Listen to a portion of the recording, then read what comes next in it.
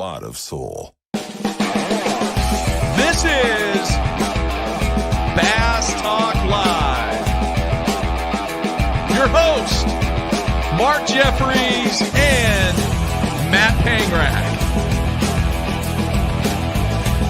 BTL is brought to you by Lowrance,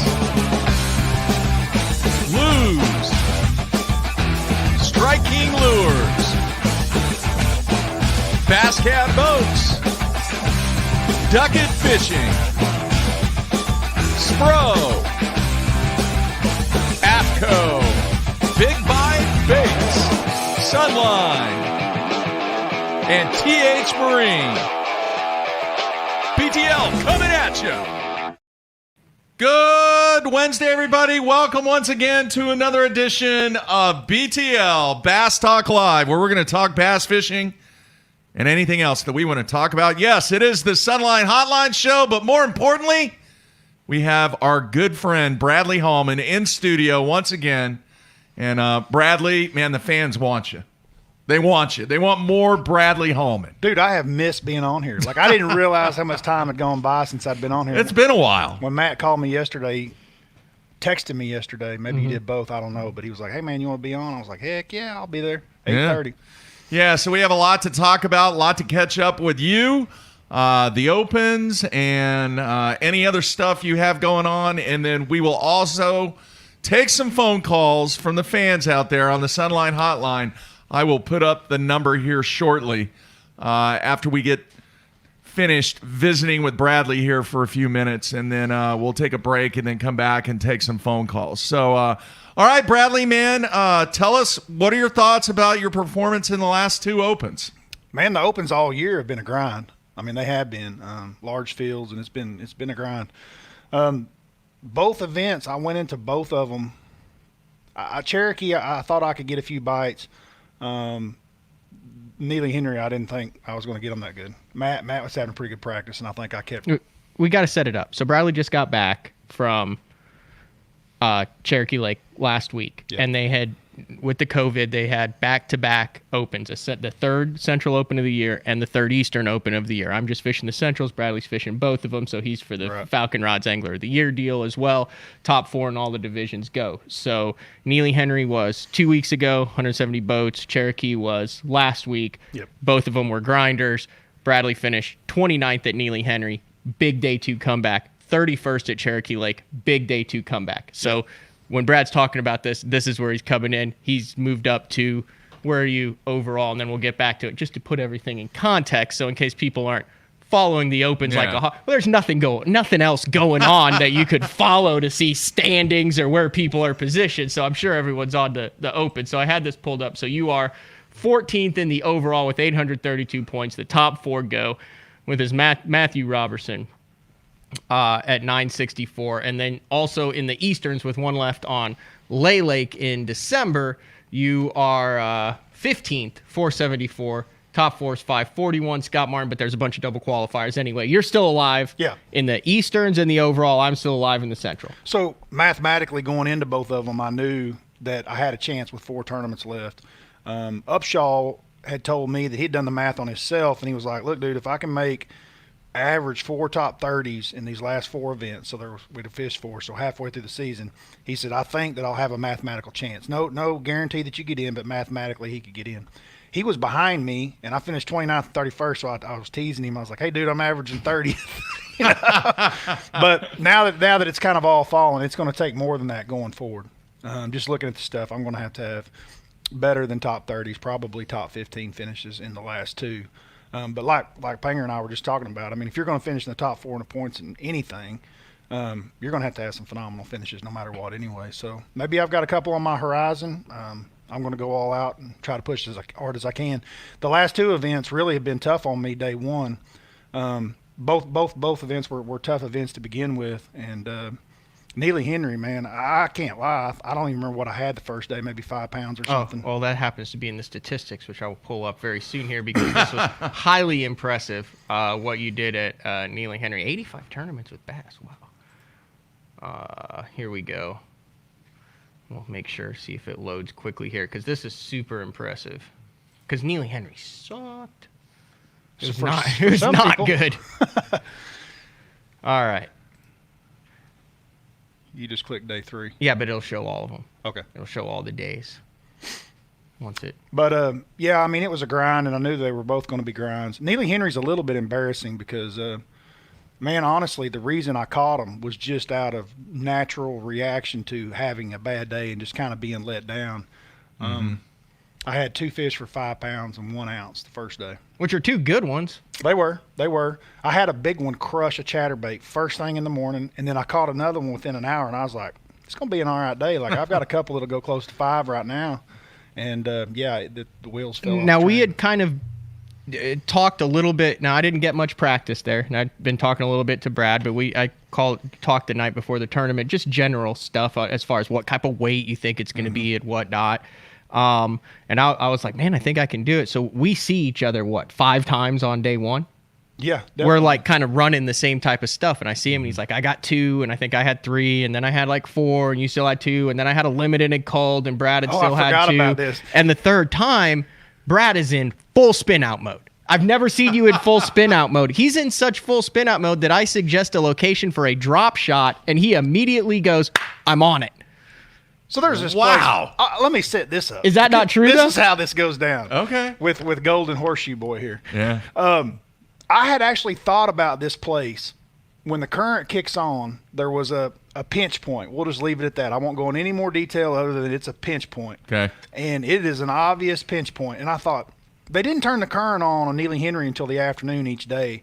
And I thought to myself, I wonder at the moment that comes on, if that pinch point becomes active, because it flushes that water through there and those fish could sit on the outside and get it. It becomes very active. So I know about what time the water's coming on. I happen to be in the area, and I run back there in that area, the general area, and I look. That's where I was headed. Okay. Just to test. There's a boat back there. I don't know whose boat it is. It's a There's a good, zillion people on the lake. That's right. Yeah. I just get on the nearest bank, grab my square bill crankbait, and I start burning bank. I've been going down it for 45 minutes or so, and I noticed that there is a boat idling to me that's getting pretty close. It's Panger. And he's like, Hallman, how many you got now? And I'm like, I got 2. And he's like, dude, I got 5. No, He you goes- didn't say that. You said, I still freaking have 2. He says, I said, I got the same damn thing I had when you saw me 3 hours ago. he says, over there. Did you see me over there? And I was like, yeah, I saw a boat. He goes, there's a really good pinch point over there. The current's coming out. You can see them on live scope. They're everywhere. Just take a drop shot. Just pitch it around. I've caught like 7 or 8 keepers. They won't help me. You can go over there and get a limit. So I'm like, seriously? It's that good? And he's like, yeah. And so I pull up my trolling motor, and he's leaving, and I go over there, and I drop my stuff, and I've even got it waypointed. When I idled by it, I saw it in practice, and I waypointed this. I'm telling you, like, the whole thought process went through my head. I get there. He's like, you can see the water moving and everything. I see no water moving. None. I'm looking at it on live scope. I see no fish moving. I pitch to it, throw the net in it, crank on the outside of it. Nothing. Never It get a literally bite. had to have stopped then. I could have. It had to It have. just was a 30-minute deal when I'm that. sure when that water first kicks on, it probably pushes, and then once it kind of stabilizes, maybe it quits. But Because I was going down that riprap when it turned on in practice and went, what the hell's going on? really, And then it started moving, and I was like, well, there's got to be fish down there. And I pitch a drop shot down and hook a big one and lose it. And that was the only thing. So I was like, I did the same thing you did. I was like, well, it was noon, and I knew they were turning it on at 11, and it takes like an hour for it to get down. So we'll just go see if the water's moving. so that's the problem I had is I didn't experience it. The thought did run through my mind that it could potentially be really hot. I knew that the water came on at noon, but how long does it take for that thing to flush one way or the other? Anyway, so you come in with 2 on day 1, and you're like pissed. Yeah. I'm not happy. No one in my house is happy. And I've run all over this stupid lake, and it's a long ways down there where we were fishing day 1, where you did well, along with a lot of the other guys that did well in the tournament. I was in that general vicinity where guys were doing well, and I knew that I was, but I was just out. Like, I just couldn't do it. So day 2, I literally get up. I'll tell you what happened. I went over to a house with a bunch of Oklahoma guys that I hadn't seen in a long time. Oh, Good this one. is where you guys tied one on and then called everyone at 10 o'clock at night. Yeah, he Yes. called me. Yeah, he called me. Yes, I did. Yeah. Yeah, for Chris Jones. That's yeah. right. Yeah.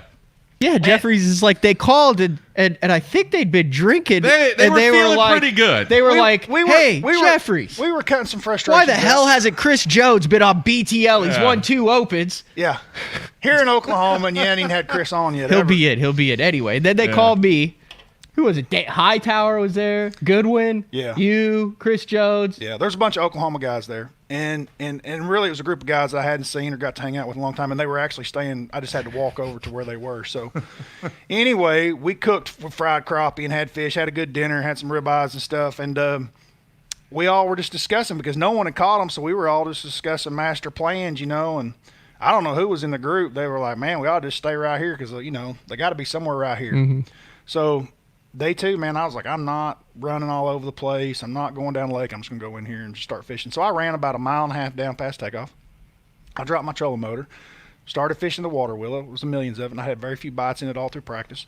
And I'm throwing this chatterbait that I got and bit on the day before, and I got to thinking about everybody and their chatterbaits because that's all I see getting flung around the grass is the chatterbaits. And I was like, dude, I've had this spinnerbait laying here all day.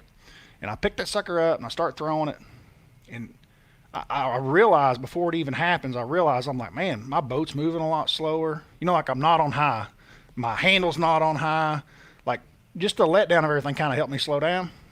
And I'm pitching and roll casting through the lanes of the grass and tonk. It's a good one.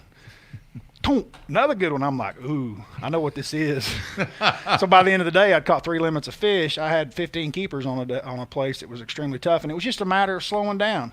It was just a matter of calming down, slowing down my presentation, which is what those fish wanted at that particular place.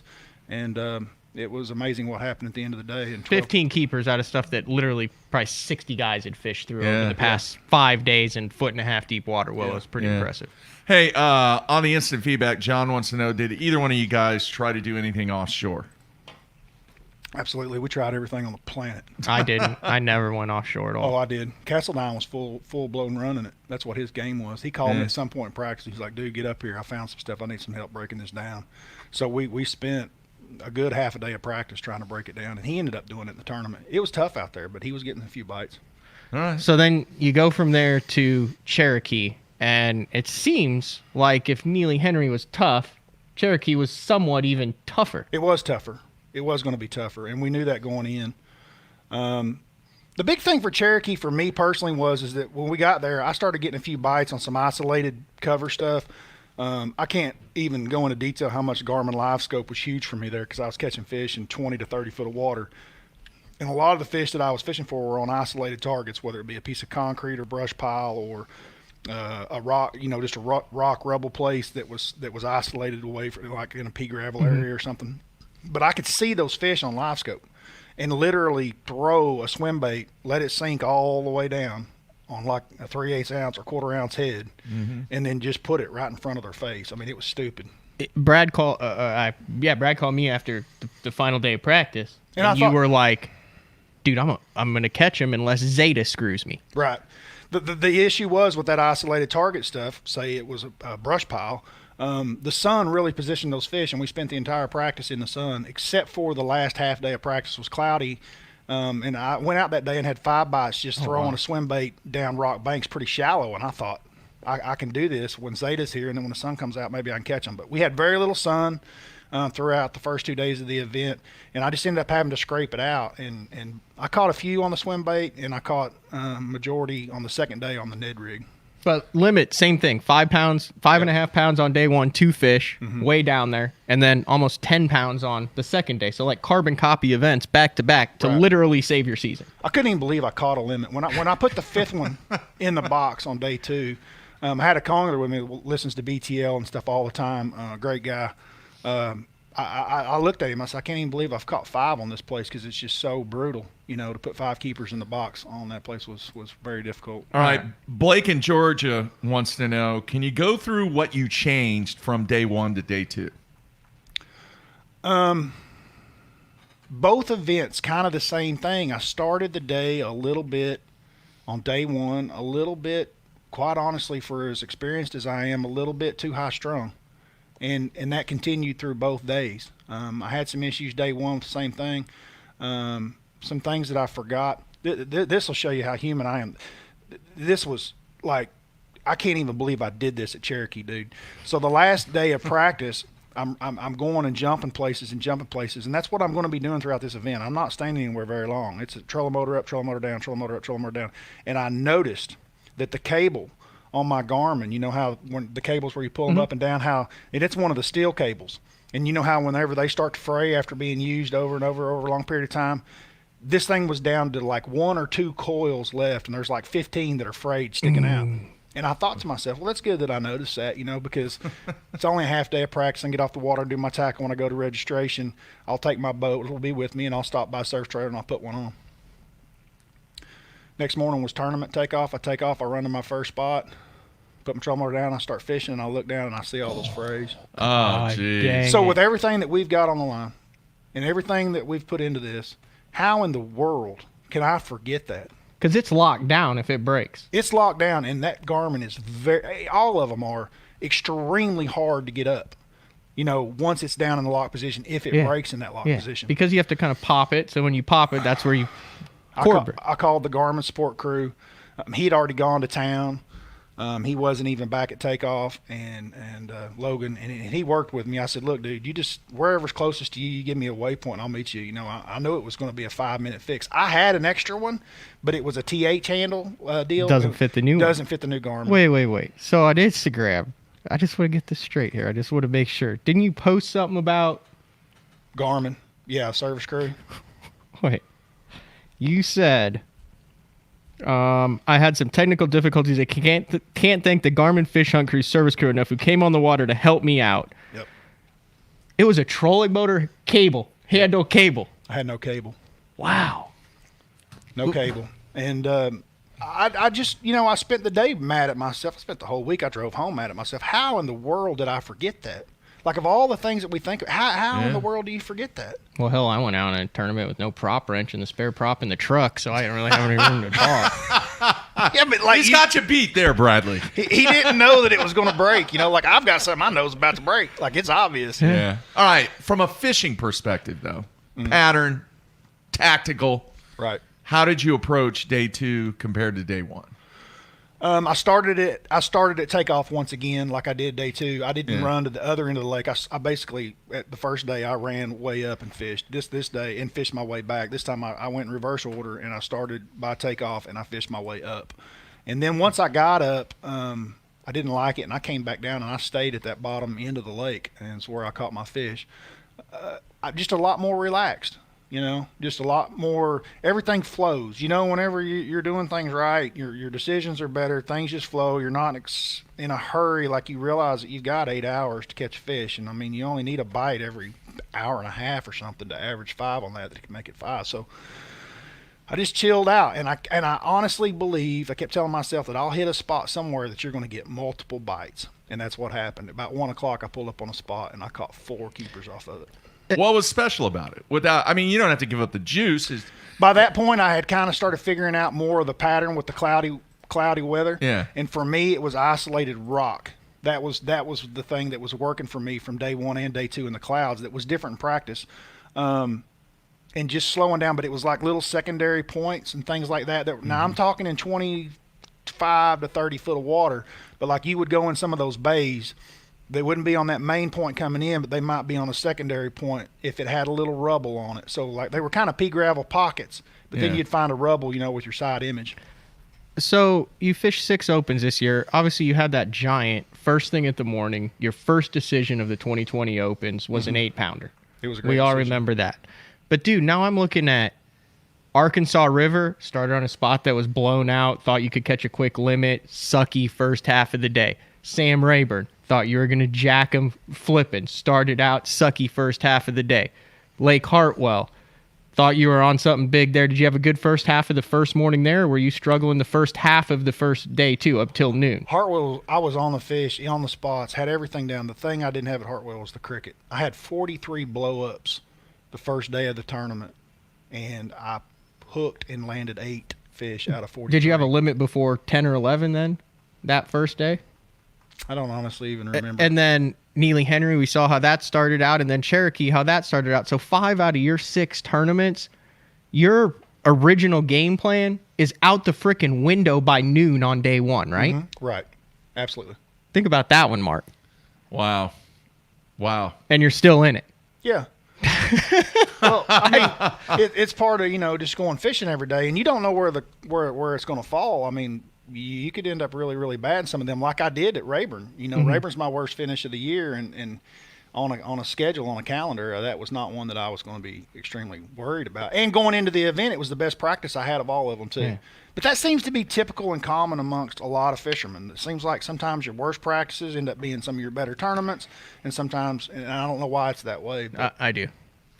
Why is that? It's perceptual blindness. I've talked about this for years and years and years. Yeah. So I don't need to go into it again. But when you're dialed in on something, you're not open-minded. Biologically, basically, the fight or flight to survive. The stuff that you don't feel is important. Yep. You don't even know it exists. It basically doesn't exist in your universe. That's correct. And when I totally agree with that. Everything sucks. You're willing to do anything and everything. You're seeing a lot more things. It's like when you're open-minded. It's like when I broke down at Eufaula and I had to idle 3 miles of banks. Yes. I'm sitting there looking at my co-angler going, how have I never seen that little rocky outcropping on a bare clay bank before? That looks awesome. How have I not even seen this broke down marina with an island with a channel that swings around it? It's because I was looking at that stuff instead of run into the triangle or totally run agree. into the chute. I totally agree. Interesting. So I'm going to go to Louisville and just idle the whole damn thing. But no, my point is, and I'm not trying to like pat you on the back here, I'm just saying, you very easily could have had 130th place finishes in every single one of these tournaments. Yeah. Well, I mean, I'll take Florida out because you had that 8-pounder first thing, and that was a great decision. But 5 out of the other 6 did not go as planned, were not going as planned, was in scramble mode, plan B, C, D, try to figure out how to catch them, and you turn them into 3 top 55 finishes in your last 3 and 2 checks, and you're still in it. So that's a good fisherman in my book, wouldn't you say, Mark? Yeah, that's good stuff. That is an outstanding effort. All right, let's do this. Let's take a break, and then we will come back. Hey, if you have a question for Bradley, give us a call. If not, put it on the instant feedback. And it is a joy to have Bradley in studio and welcome him on the day that we do the Sunline Hotline. So let's take a break. We'll come back with Bradley and Matt. Everybody stay tuned. We'll be right back.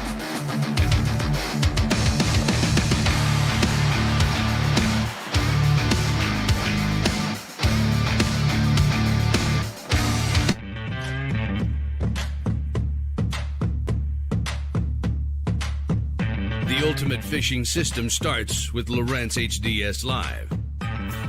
The best fish finding tools, from chirp sonar and fish reveal to side scan and down scan imaging, and complete touchscreen control from your trolling motor to your big motor.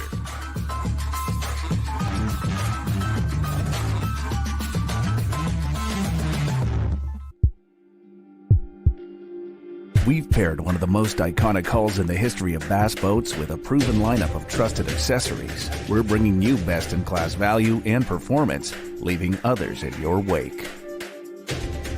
Turnkey value, turnkey performance. The Pantera 2 is an overachiever in the 19-foot category. Once you hit the throttle, you'll feel the rush, and there's no looking back. Kevin, what are you doing here? Oh, I'm just filling in for Billy. I need a 660 shad crankbaits in the Series 5 model. We're out. You're not out. You got all kinds of them right there. We're out. Kevin, I need 6. Have a lollipop. I do not want a lollipop. Have a lollipop.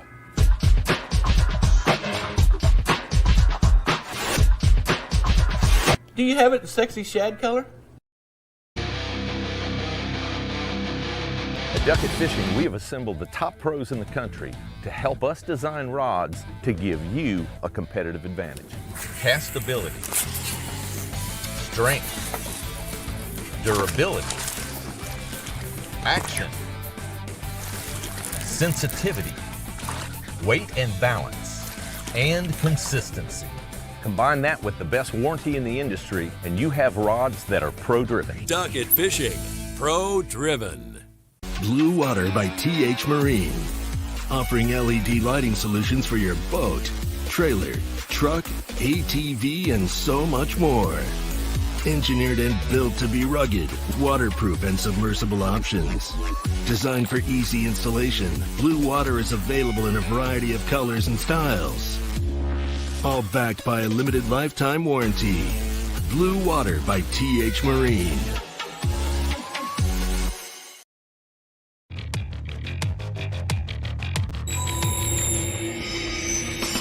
All of us on the Pro Tournament Trail use Gamakatsu hooks. Why? Because they are absolutely the best. It's not about how many bites you get. It's how many you put in the boat. Gamakatsu makes hooks for every fishing style. We didn't come this far to lose fish. Did you? For more information, visit gamakatsu.com.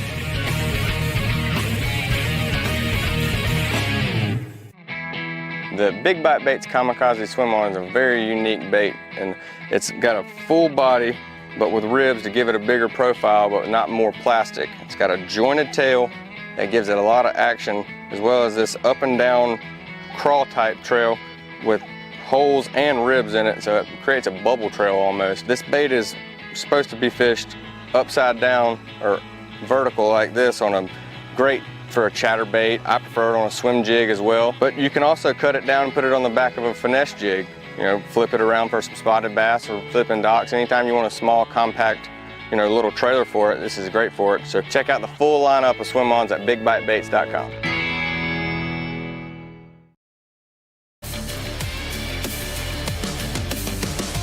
Let's face it, fishing electronics are no longer an afterthought. They've become a necessity. And at the Bass Tank, our experts match you with the right electronics, provide professional installation, and educate you to help maximize your catching results while providing support along the way. Because let's be honest, it's about catching, not just fishing. And when you're ready for better results, join the Bass Tank team. Visit us today on Facebook or go to thebasstank.com. Hey everybody, Top Fair Cloth here. Want to show you one of my favorite braided lines, SX1 30-pound Sunline braid. I use this braided line for a couple of different applications, and one of my favorites to use for this line is a swim jig. Casts great, and it's small diameter, and just works really great on a swim jig. Another technique I like to use for 30-pound SX1 Sunline braid is whenever I'm flipping like a light, say an 1/8 to a 1/4 ounce weight in grass, small diameter, I don't lose much action on my worm, just works great in those scenarios. So if you're looking for a braided line for a swim jig or fishing a light Texas rig, check out Sunline's SX1 30-pound braid. AFCO's new Yuri performance shirts are made out of a new fabric. Aeromesh technology, Aeromesh fabric, really breathable. It just doesn't stick to you whenever you're sweating. It's 105 in Florida. You got sun beating down, there's hardly any wind. Your shirt won't stick to your back or anything like that. Any little breeze gets through it, and all the AFCO features that you like with the hood, not without a hood, depending on which one you like. It's got odor technology, so your pits don't stink whenever you're sweating. It has thumb loops. So whenever you're driving down the lake, 70 miles an hour in a bass boat, you got the thumb through here, sleeves won't roll up, so you have no excuse if you get sunburned. Any little breath of air gets through and cools you down, so make sure you check them out. Any fish, any water, any conditions, AFCO has you covered. All right, we are back on a Wednesday. It is the Sunline Hotline show with our special guest, Bradley Hallman, in studio. And folks, I want to let you know, I forgot about this earlier in the week. Yes, this is the third show of the week. It is not the final show of the week. On Friday, our final watch party with Mark Menendez. Guys, we haven't even talked about Lake Fork. That's going down this week. Yeah, we can get into that at the end of the show because Brad got his fantasy picks in because they do the open anglers fantasy deal with Upshaw and Castledine. All right. There you have it. We'll talk about that. But Friday, another watch party, the final watch party of the year with Mark Menendez. If you want to take part from a video perspective, just shoot me an email, mark@basszone.com. I will get it sent back to you with the link, and you can take part. If not, it's just great to watch Mark and break down what's taking place on the water during one of the Elite Series events. So that will take place same time, 8:30 a.m. Central Time on Friday, a 4th show this week. And Mark does a great job, man. He really does. Good stuff. All right, here, let me throw this question up from the YouTube comments real quick. Did you see that one right there? I saw them all. Which one? No, the one, and we talked about this before the show. Yeah. It looks like a Busch beer. It's not. No, it's a Waterloo sparkling water. Yeah. But I saw it in the It wasn't Brad's choice. It was just what Jeffrey's has in his refrigerator. Yeah. He basically drinks everything that you're supposed to mix with vodka, except he doesn't put the vodka in it. It's basically what that refrigerator is. It's like 9 different sparkling waters, seltzers, and tonic waters that he just feels like is a delicious, refreshing beverage. Is it any good, Brad? Yeah, I like it. It's all right. It's not as good as a beer, but it's pretty satisfying. All right. Oh, I'm looking for this one question. I didn't see it. Here it is. Brad, I know you use the spinner bait, but why do you think the chatterbait is such a dominant bait now? And what is your trailer for the chatterbait? The chatterbait, when it came out, man, like it mimics that single Colorado bump. It's that vibration, that lateral line on a fish that gets that bite, right? In cold water, it's got a very erratic action. It goes flat. It kind of hunts. So like when it hits a piece of grass or something, it loses its vibration. It runs out of tune.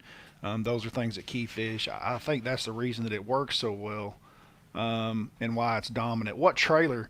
Scott Martin and I had a problem with chatterbait when we were at Neely Henry with it hanging up, and I was trying to throw it on fluorocarbon because the water was a little bit clearer there and bites were hard to get. And you couldn't just power fish with braid, and it would get hung up, and I got very aggravated the first day.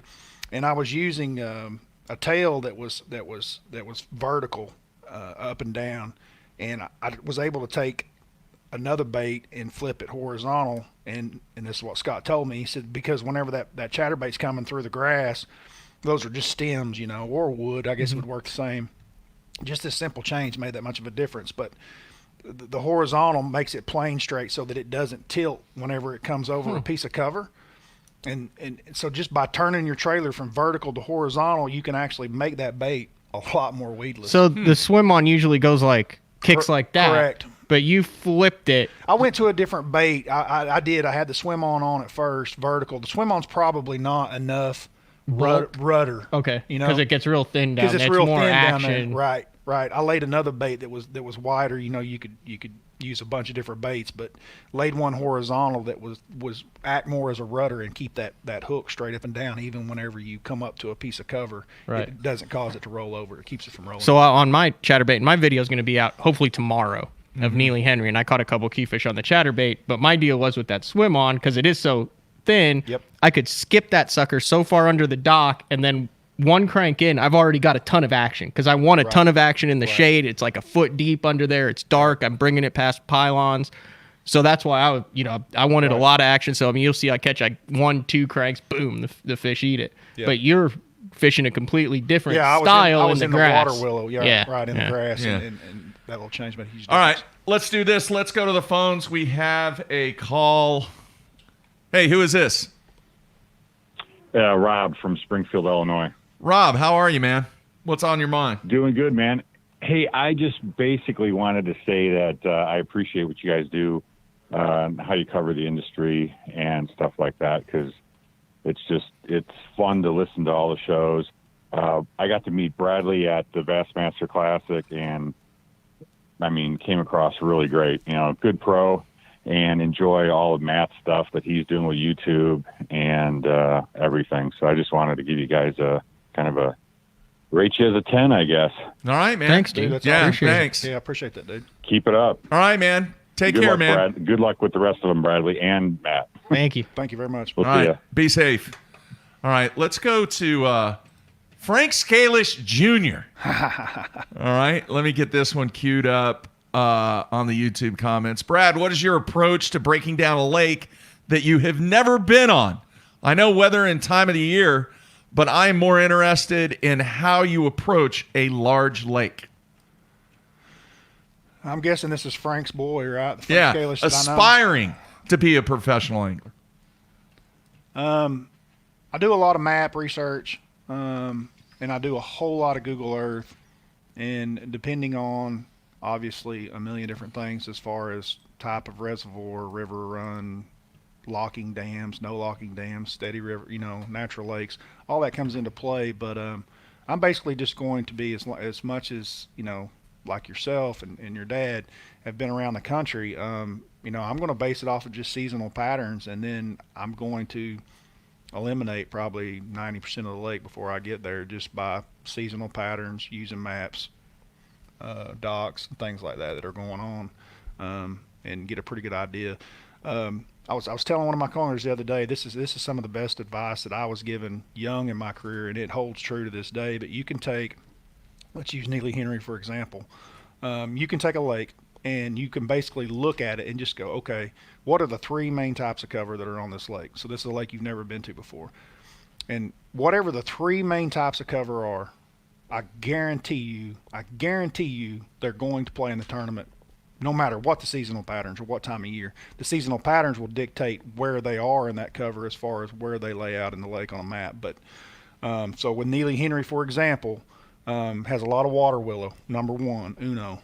It had a lot of docks, number 1, uno. And then it also had current, which you can consider cover or not cover. Let's take current out. Then the other thing would have been the rock, riprap, all the seawalls. So those are the 3 main types of cover that it has: seawalls, rock seawalls, grass, and docks.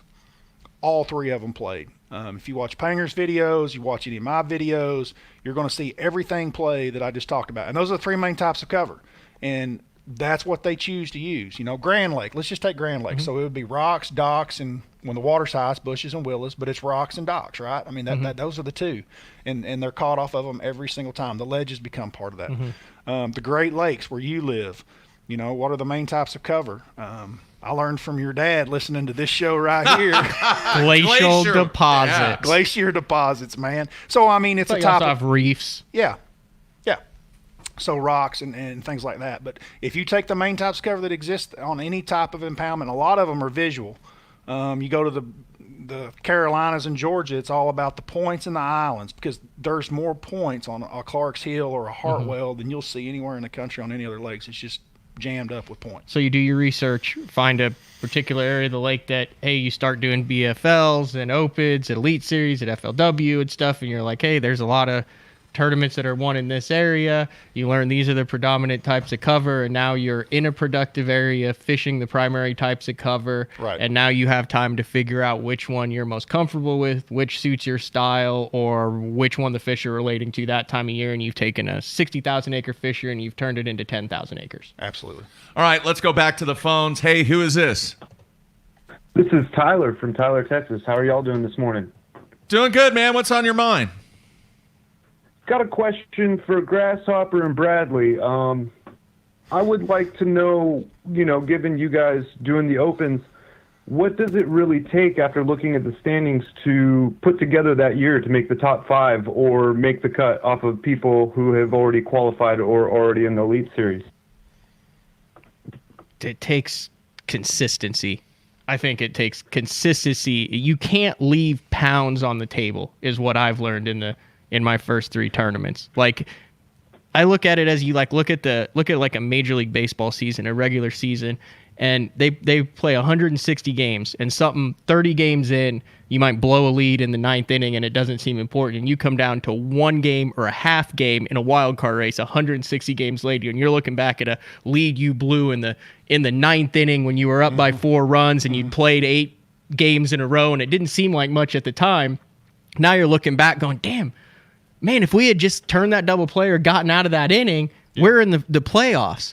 And I've only fished 3 of them. You've done this a lot more, and I knew this kind of covering the Elite Series and stuff, but you come down to moments like, maybe if I'd have moved to a slough a half an hour earlier at the Arkansas River, I could have added another 1.5 pounds. where I still wouldn't have cashed a check, but it would have given me 20 points. Or, you know, maybe if I'd have gone with a 1/0 instead of a 2/0, I'd have got that fish a little bit better in the lip at Sam Rayburn that came off, and there's 20 points there. So you start looking back in good tournaments and you realize, man, you have to take advantage of all of your opportunities, control all the variables, and yeah, you're going to lose fish. Yeah, you might not come in with a limit, but when you are presented with an opportunity, you have to take advantage of it. And you might not have the opportunity to be in the top 4, but when you do, and it puts you up there, man, it doesn't matter what's the first cast of the season or the last cast of the season, you got to execute.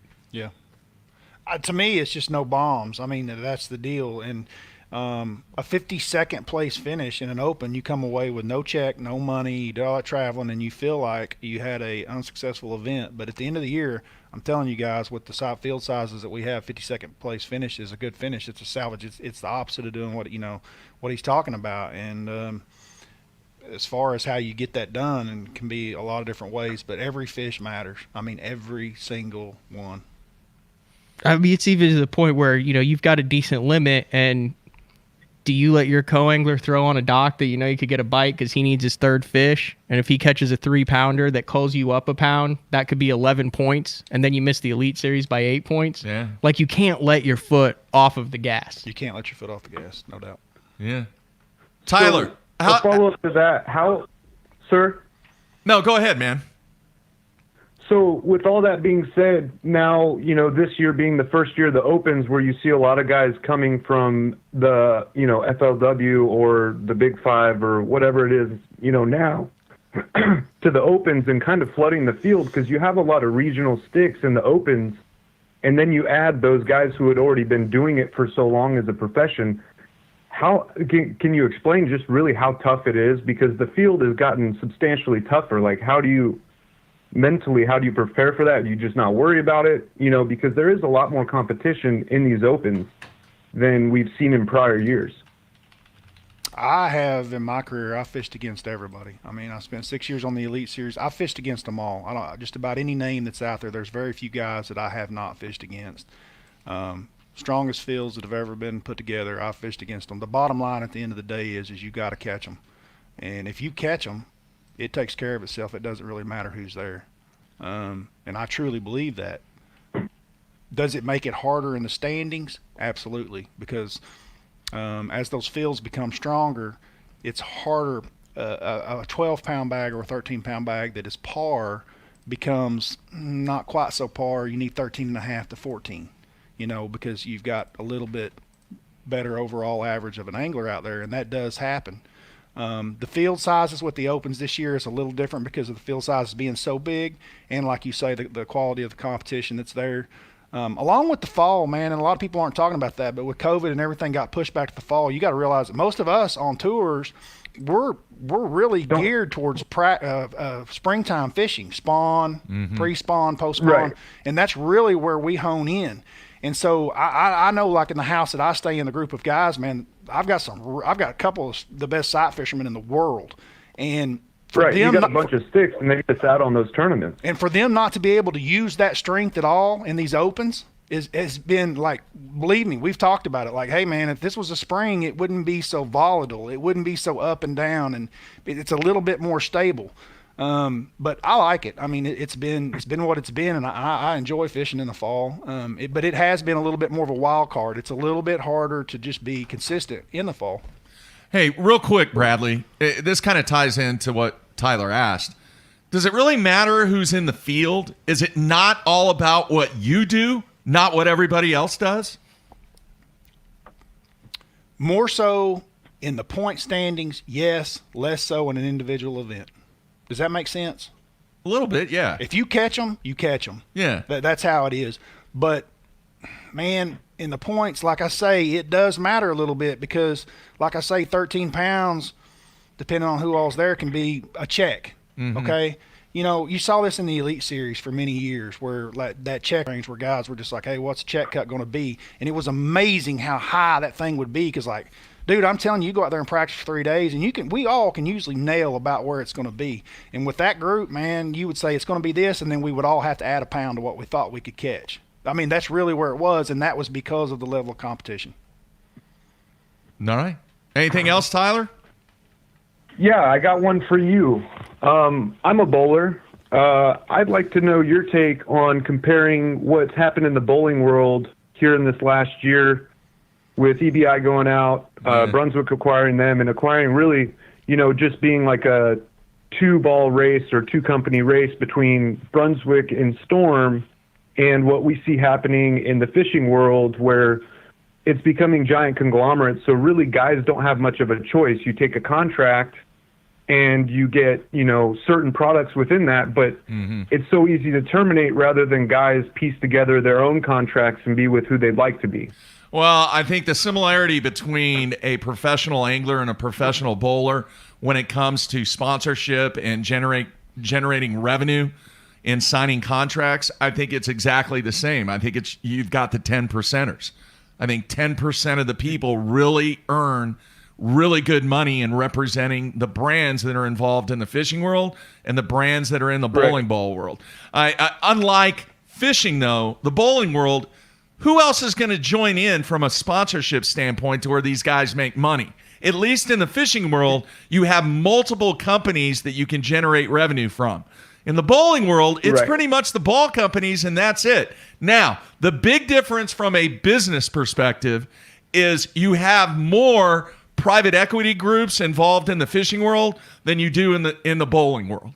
All right? You still have that Brunswick brand. You still have that the Chrisman family that owns Storm. And then the third player in the bowling game is Motive.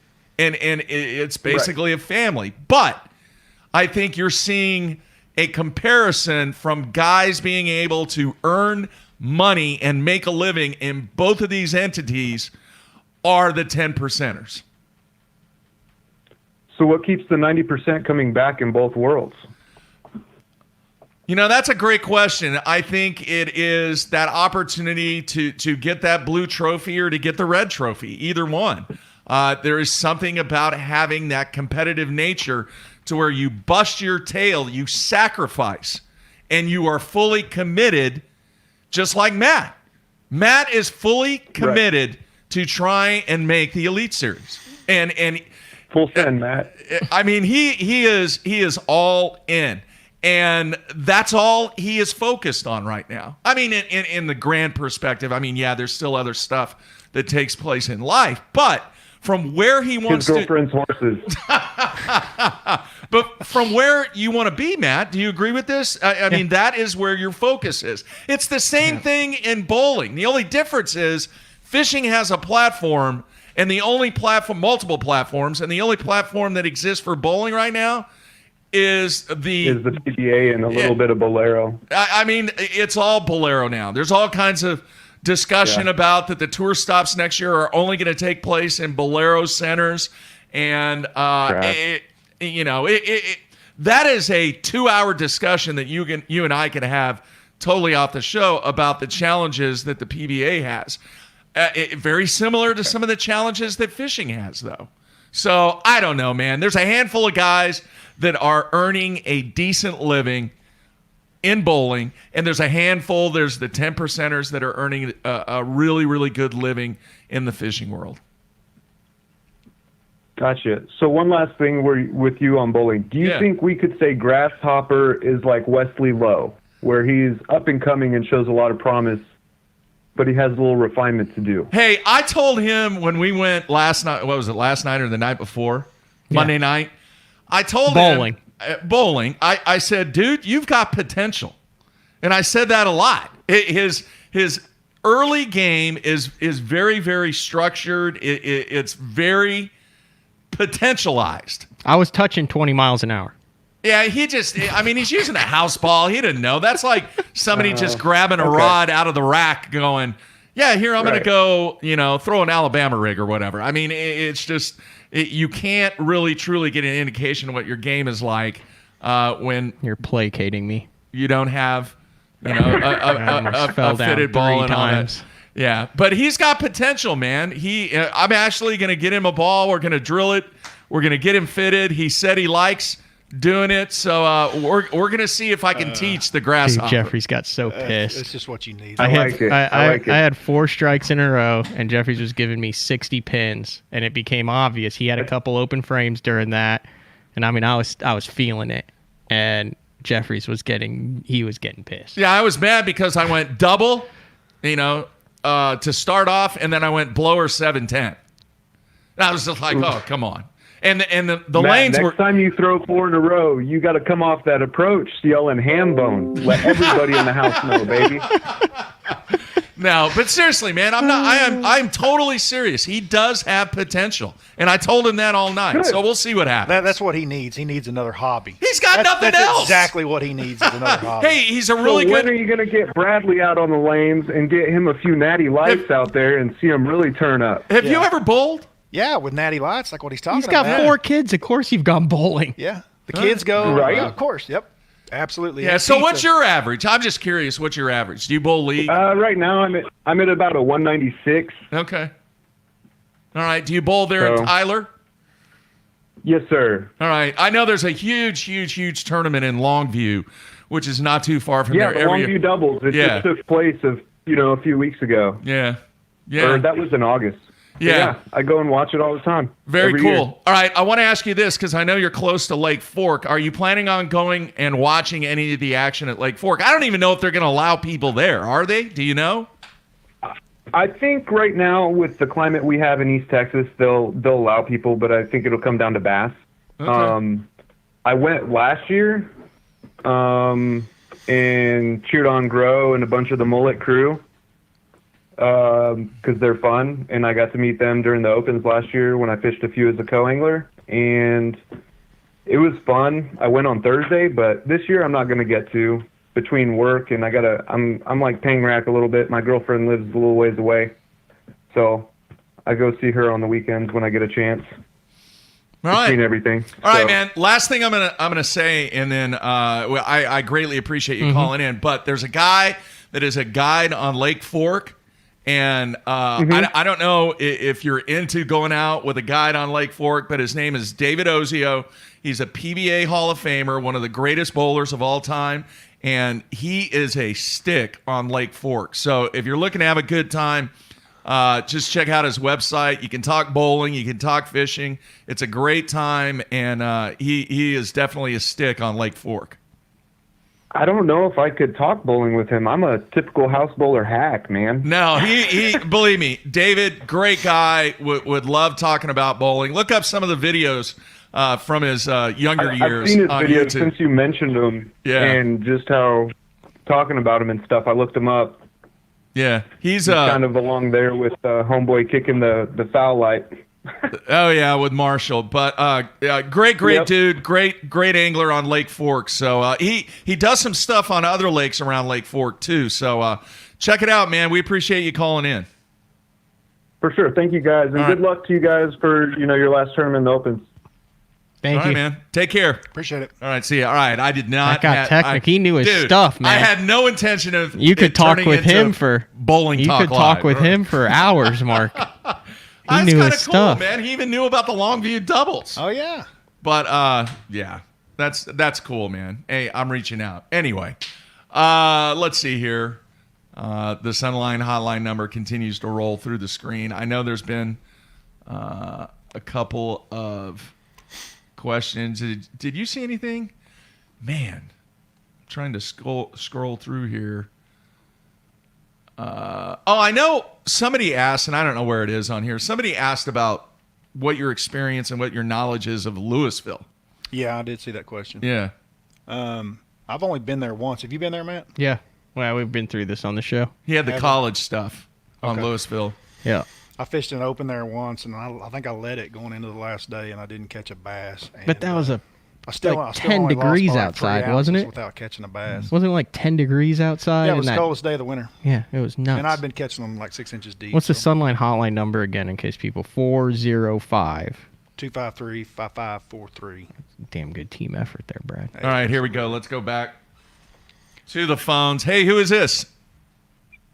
Hey, this is Willie from California. Billy, how are you, man? What's on your mind? I have a question for Bradley. Shoot. Okay, and well, Bradley, you fished the U.S. Open, I believe, last year. Yep. And I was wondering, I know you're a power fisherman. How did you break down Lake Mead? Actually, the very best I ever broke it down was the year before last year, and Panger and I went together, and the Grasshopper won on the the AAA side of the deal. But Matt and I went out there together, and we pretty much broke it down together. It took a little bit of both of us. We just jumped on the lake, and we went up to the north end there, that Overton Arm, where a lot of the big bags are generally caught. And we dropped the boat and we went fishing. You did the same thing that you just explained to Frank Scalish Jr. on what you do. Yeah. You found a particular area of the lake that you know is typically good. You found the main ways that they catch them. You found the one that suited you, which happened to be power fishing. Dumped the boat in and promptly caught a 15-pound bag in the first 2 hours of practice and was like, hey, this place is decent.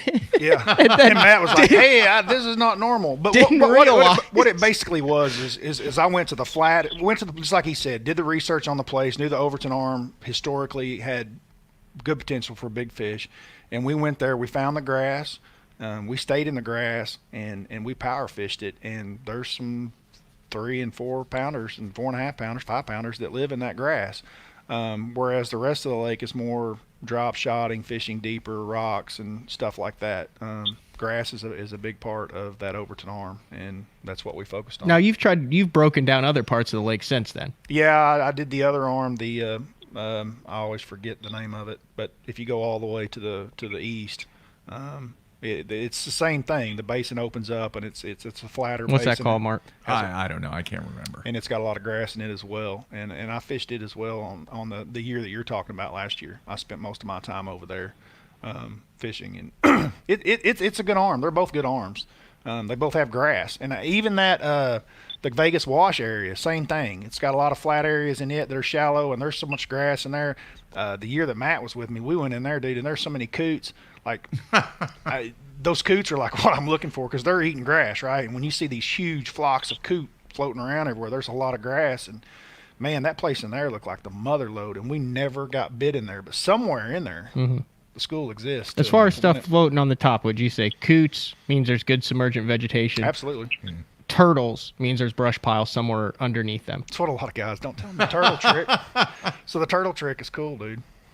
Yeah, if you see turtle, like when you start fishing brush piles and you know there's a brush pile over, that's how you notice it when you first start fishing, and you're like, "There's a turtles start popping up offshore." Yep. Or they go down there and eat the algae and stuff off of the. They live in brush piles just like fish do. They live in the cover. Yeah. All right, you good, man? One more question for you, Mark. Yeah. I was watching BTL the other day when you had the interview with Boyd Duckett. Yep. And he was saying that the West Coast is not supporting the tournament circuits, but the tournament circuits, I believe, are not really supporting the West Coast. That's why probably the West Coast anglers are not really showing out for the the FLW Pro. Now I don't know, the whatever it is now. Toyota Series. The Toyota Series. Yeah. So there's no like really big carrot on the West Coast. Like in the old days, there was like a FLW Series West Coast and a FLW Series East Coast, and then they fished against each other back in the old days. How long have you been listening to this show? I know you're a proponent for the West Coast. Big time. That's how long I know. Big time. I constantly we all are force we all and really support the West Coast. It's not just because that's where I'm from. It's just with all the incentive with the masses that are on the West Coast, and if you're trying to get people involved in the West Coast, you have to be committed. All right? You can't just dip your toe in the pool, is what I'm saying. Be committed to a West Coast, that has the exposure, that has the coverage, that has the monetary incentive for guys on the West Coast to compete, and they don't have to move to Alabama. That's right. I'm all in. Matt and I both feel the same. We live in Oklahoma, so it's the same for us to come to California Delta as it is to go to Okeechobee or Champlain, dude. We're all about it. I love fishing out there. I love the fishing out there. I love the anglers out there, dude. That's one of my biggest things. The U.S. Open is it is a fresh group of faces of people that a lot of them, quite frankly, before I started fishing the Open, I had just read about or seen in magazines and never met them. And it is a really cool group of guys, and it's one of my favorite events each year because of the anglers that are out there. Well, I appreciate your time. All right, and man. You guys have a great show. All right, man. Thank Appreciate you. it. All right, take care. Okay, bye. See you. Yeah, man. Do you remember the idea I came up with? You know, everybody was griping and complaining about the cost to go out there when they lived on the East Coast. Yeah. I was like, hey, one of those organizations, go to Burlington Santa Fe or one of the rail companies and go, look, hey, let's work together. Let's get a sponsorship Train these going. things out. You put them, you saw the cars that they use to transport vehicles. Work out a deal to where everybody meets in different logistical places across the country. Drop their boat off and put it on a train. That's it. Get on an airplane and go. But I think his point was that we didn't mention is a very good point is you'll have them come out and they'll do it for a year or two and it'll go away and then it'll be like, hey, if you guys don't, we're going to leave. No, like the one bass deal is taken off because of what Billy's done and you've got the Arizona and the California and the U.S. Open and you're like, dude, this is going to have some history behind it. A win's going to mean something. It's going to be here the next year. And when you don't know if your circuit's going to be there the next year and there's no real incentive to it, it's like difficult to go all in and put all of your eggs in that basket because you're threatened or you don't know if that organization's even going to have the West Coast circuit the next year. So why would you invest all your money in it that year? Well, I made that point. What did I say? The key word is commitment. Yeah. You can't be committed just for 1 or 2 years. Be committed to form something that is on the West Coast that gives the anglers those 3 things: exposure, opportunity to generate revenue, you know, and to totally focus and not have to move to Alabama or wherever. Yeah. All right. Dude, I'm in. I like West Coast. I'm all about it. All right, let's see here.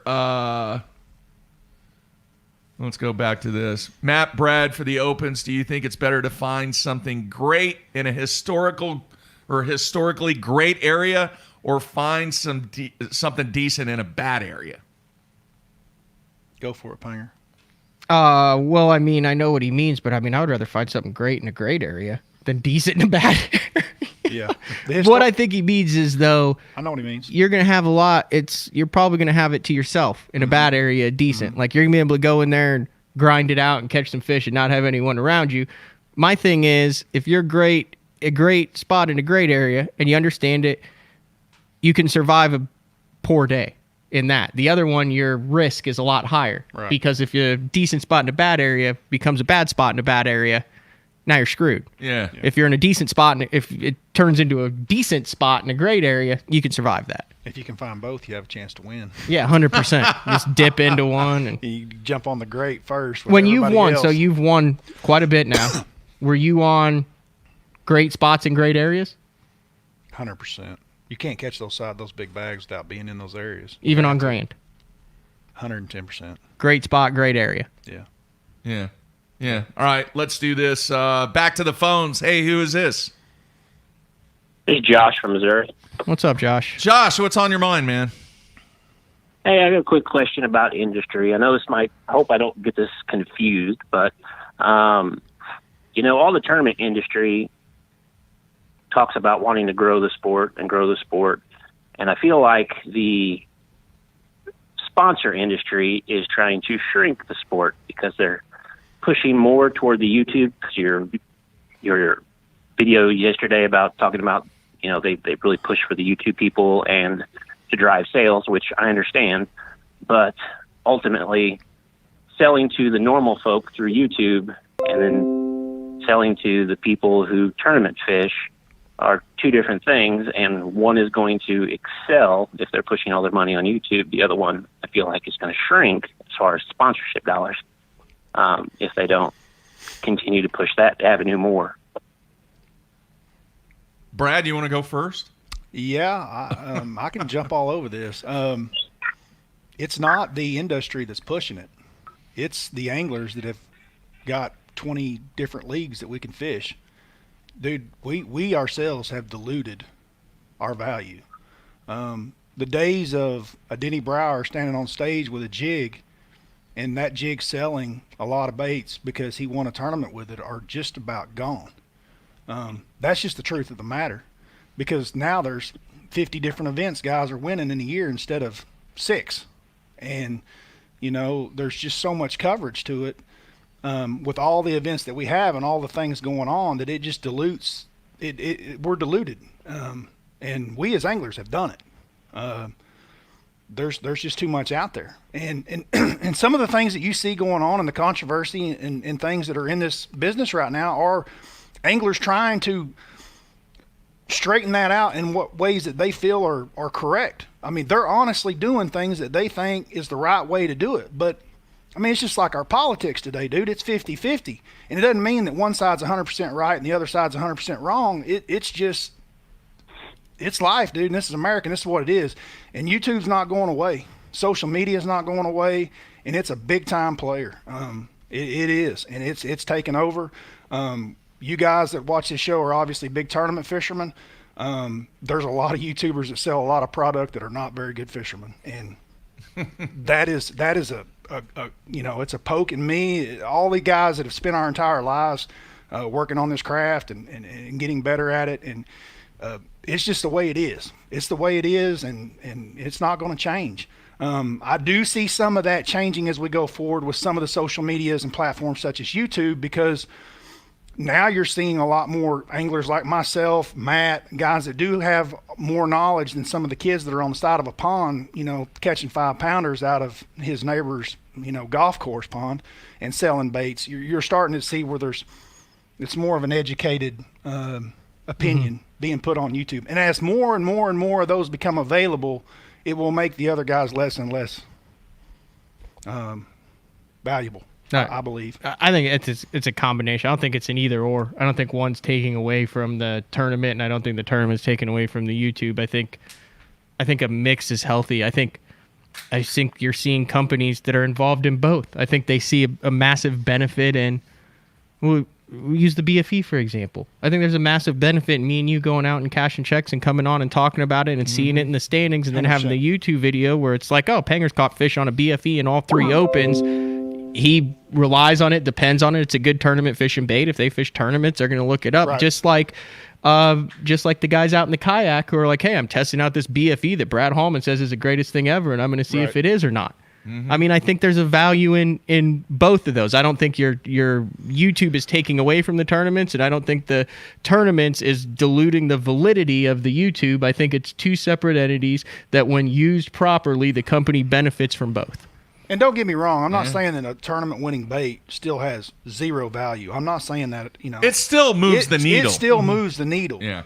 But there are other things that are moving the needle as well. But there was 15 years ago, there were very few things that moved the needle. The 2 things that moved the needle were the picture of it in Bassmaster magazine, 110%, and standing on the stage saying, "This is what I caught him on." Yep. Now there's 10 different things that move the needle. It's just you post on Instagram, it moves the needle. You post on YouTube, it has the potential to move the needle. Yep. The double-edged sword of that is, with more avenues to move the needle, the easier it is to dilute the field, to put it out to people, to now you've got 100 different things that are out there instead of just that guy who caught it in the tournament or got that bait in the Bassmaster magazine. Mm-hmm. Did we cover that? You good? Yep, makes sense.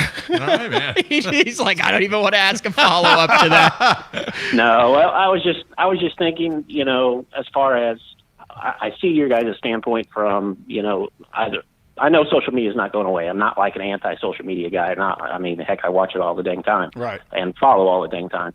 But I was just thinking from the sponsor standpoint that them taking more dollars out of the tournament circuit to focus more on the social media, right, which brings less money for the sponsor side, which means lower payout, which means less people participating, kind of thing. So, well, I mean, you're seeing a hybrid, man. You're seeing like Scott and Brad and that. I mean, you're fishing the tournaments and you're doing the YouTube stuff. Yeah. So that's where you're seeing it more. I mean, look at how many guys have a presence on both of those platforms that would have a big following on YouTube if they didn't fish tournaments, yep, and would have a big following in tournaments if they didn't do YouTube. That's right.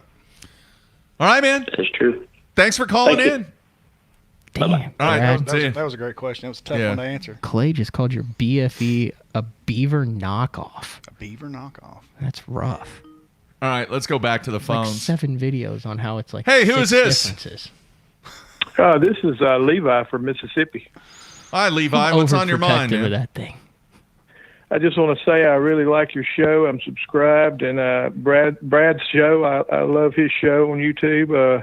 I'm an old timer, and so this YouTube thing's sort of new, but it's really taken off. I like it because it's on my schedule. You know, if I'm doing something, I can do my thing, and when I come in, you know, I can watch y'all. And usually I'm listening to you guys on podcast though, because I'm usually a day behind. I'm working, but anyway, you had said something, I think, about a week ago, Mark, about some kind of survey they did for TV viewership and how it had gone down Yes. and what they were projecting in the future. Yeah, that was a story on CNBC that was done.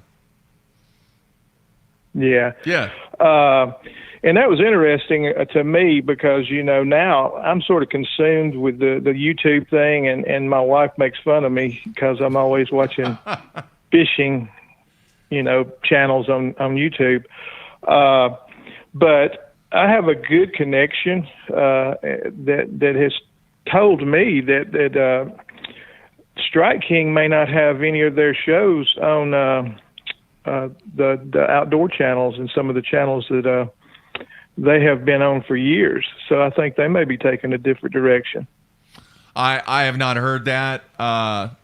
You know, I think TV, especially when it comes to fishing, we had this discussion, I think it was a couple of weeks ago. It still is relevant, but the relevancy is declining rapidly because of the way that people want content in the now. All right? And the method that content is being consumed is through digital assets, be it YouTube, be it, you know, what other platforms are out there, that the content is quick, it's relevant, and it is entertaining. I think I've told this story a zillion times. Bradley, when we had the Sunday jackpot on Lake Uchi, you know, 40 years ago, 30 years ago, we made sure that we busted our tails to get home to watch the TNN outdoor block that was on TNN. I mean, it was a priority because that was the only way that you could get information from what was going on, the BP 150 or 100 or whatever it was. Right. You know, today, what has already taken place, people want to consume it now, and television, unless it is live, is not really the way that people that are fishing fans are consuming content. That's why it's declining. Yeah. One more question. Your 20-foot deep series, you've got to do one on Randy Haynes, man. You got to do one. I know that's probably a great idea. Yeah. You got to do one. Yeah, you know, I love doing that.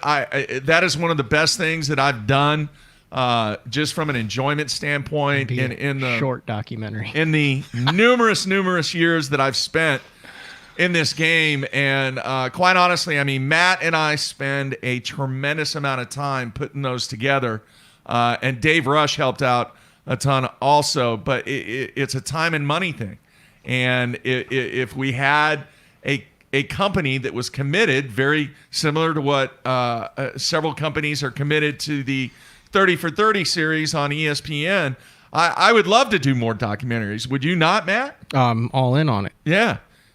You know, but it takes a tremendous amount of time and it takes money, and we just haven't found the right fit yet that is committed to doing multiple documentaries, because that's what we want to do. We don't want to do a one and done. Yeah. Yeah, I love that. I love that 20-foot deep series you got. It's really good. This is sort of for Matt here. I know I think he's from Illinois. Yep. Yeah. How many Booger Man buzz baits has he got stocked up in his little stockpile? Well, so I found out about them, and then I knew they were going away. So I've got probably a dozen of the original ones, and then actually they went to a very similar one called Prototype Lures. So I've got some of those, and then they actually came back. They're actually on Tackle Warehouse now again. So I have some of the new ones. Yeah, I've got a few. I'm a buzzbait geek though, and the problem is I haven't like jacked them on a buzzbait good in a long time. I throw that tour toter buzzbait from Big Bite a lot, the smaller one, because it's got that head knocker style, and there's you know 3 or 4. The Crocagator has a really good head knocker style. That's really popular right now. James Watson's buzzbait has a really good head knocker style to it. So 100%. I feel like over the past 2 years, even just in that the Booger Man has had some serious competition as far as a kind of a compact head knocking 3/8 ounce buzzbait. But they still they still back in the catch 'em. day, man, that thing was the killer. I bought all I could buy when I found them. Yeah, it's still good. But anyway, great to talk to you guys. And if you're ever through Mississippi, man, I'd welcome you to the house and eat a steak. I'll cook a steak at your tongue will beat your brains out to get to it. There you have it, man. All right, thanks for calling. Yeah, man. All right, See take you. care. See you. when was the last time you smashed them on a buzzbait, Brad? Like, just went out and were like, the night before, just were like, yeah, I'm going to cave their heads in on this thing, and then went out and did it. Toyota event, Fort Gibson. Oh, yeah, you have had a good buzzbait. I put it all on YouTube, too. I mean, I knew I was going to trash them. Like, it's going to go down on day one.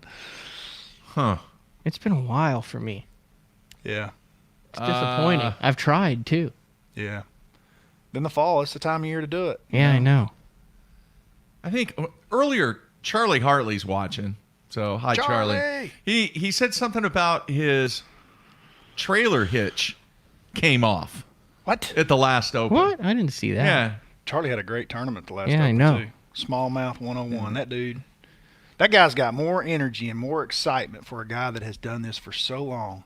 I mean, he's just always so happy. Yeah, here it is right here. It says, on the way to the ramp day one, my hitch came off and the ball, my hitch came off of the ball and the boat hit his truck, rammed into it. Oh, gosh.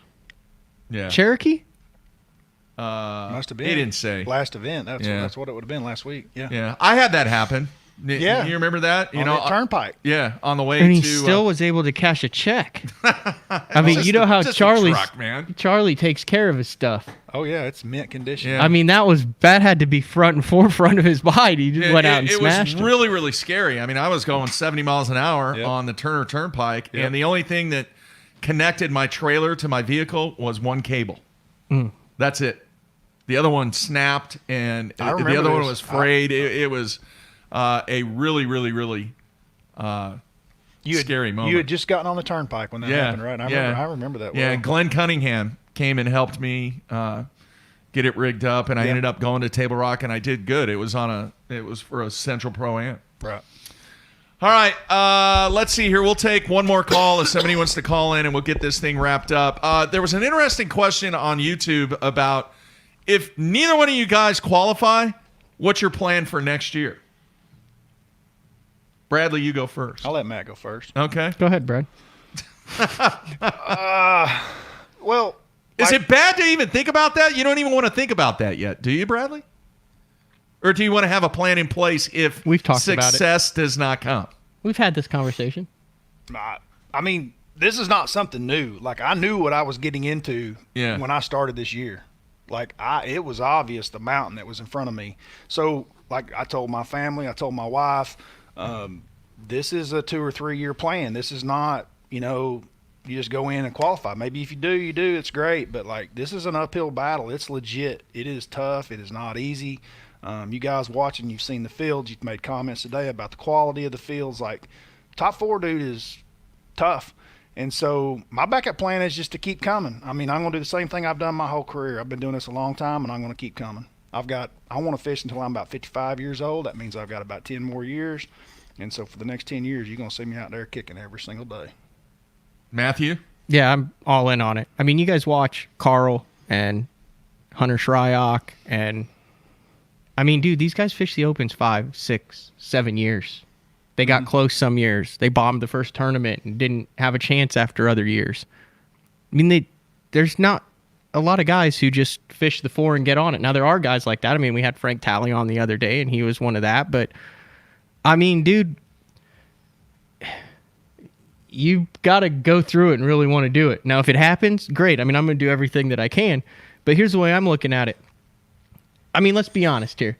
I fished 7 Costa events and 3 Opens. Right. That's 10 events at the AAA level. Mm-hmm. Dude, if I qualify for the Elite Series, I'll have qualified and fished 11 AAA events. Yeah. That's like not even the number of professional events that an average guy fishes in a year. Right. Like when you fish a year of the Tour and then a year of the Costas or a year of the Elite Series. Man, would I be 100% ready? Sure, I qualified in the top 4. I had a good time, but I'm still on a learning curve. Right. So if I make it, it's great. I'll deal with it. I'll take that learning curve and I'll make the best of it and have good events. If I don't, man, I'll double my experience at the AAA level next year by fishing all 8 Opens in all likelihood. Then I've got 16 under it. Right. So now I've got a lot more drawing from. Yep. And I'll be that much more ready when I do make it. So, I mean, it's not a life or death deal where it's like, well, hell, I tried it for a year. And I feel the same way he does. You know, I mean, it's not like a life or death. Like, I'm in this for the long haul. So, and I believe that I can do it, just like you believe that you can do it. You have to believe you can do it, or you wouldn't be. And so, there's no panic. There's no, you know, I mean, I just keep my nose to the grindstone, just like you are. And we're going to go to work every day when tournament comes up. We're going to show up and do the best we can. Plus, it's hard to fish if you're. I mean, I know it's hard to fish if you're sitting there going, if I don't do it, it's over. Right. Yeah. Like you can't put that pressure on yourself. We want there. Yeah. Yeah. That's what I say. Obvious. I mean, I want there. I'm not. Anyway, yeah. 100%. Did that make sense? What I said? Yes, absolutely. Yeah. I mean, you're in a little different scenario. You've been there. You've done that. You're fishing against the KVDs. You've made top 12s on the elites. You've won FLW events and Costa Series events. Right. And I mean, it's more of a, all right, let's go out. I know I can do this. I just hope it doesn't take 2 or 3 years. You're in a totally different position than I am. You have 150 professional tournaments under your belt. Right.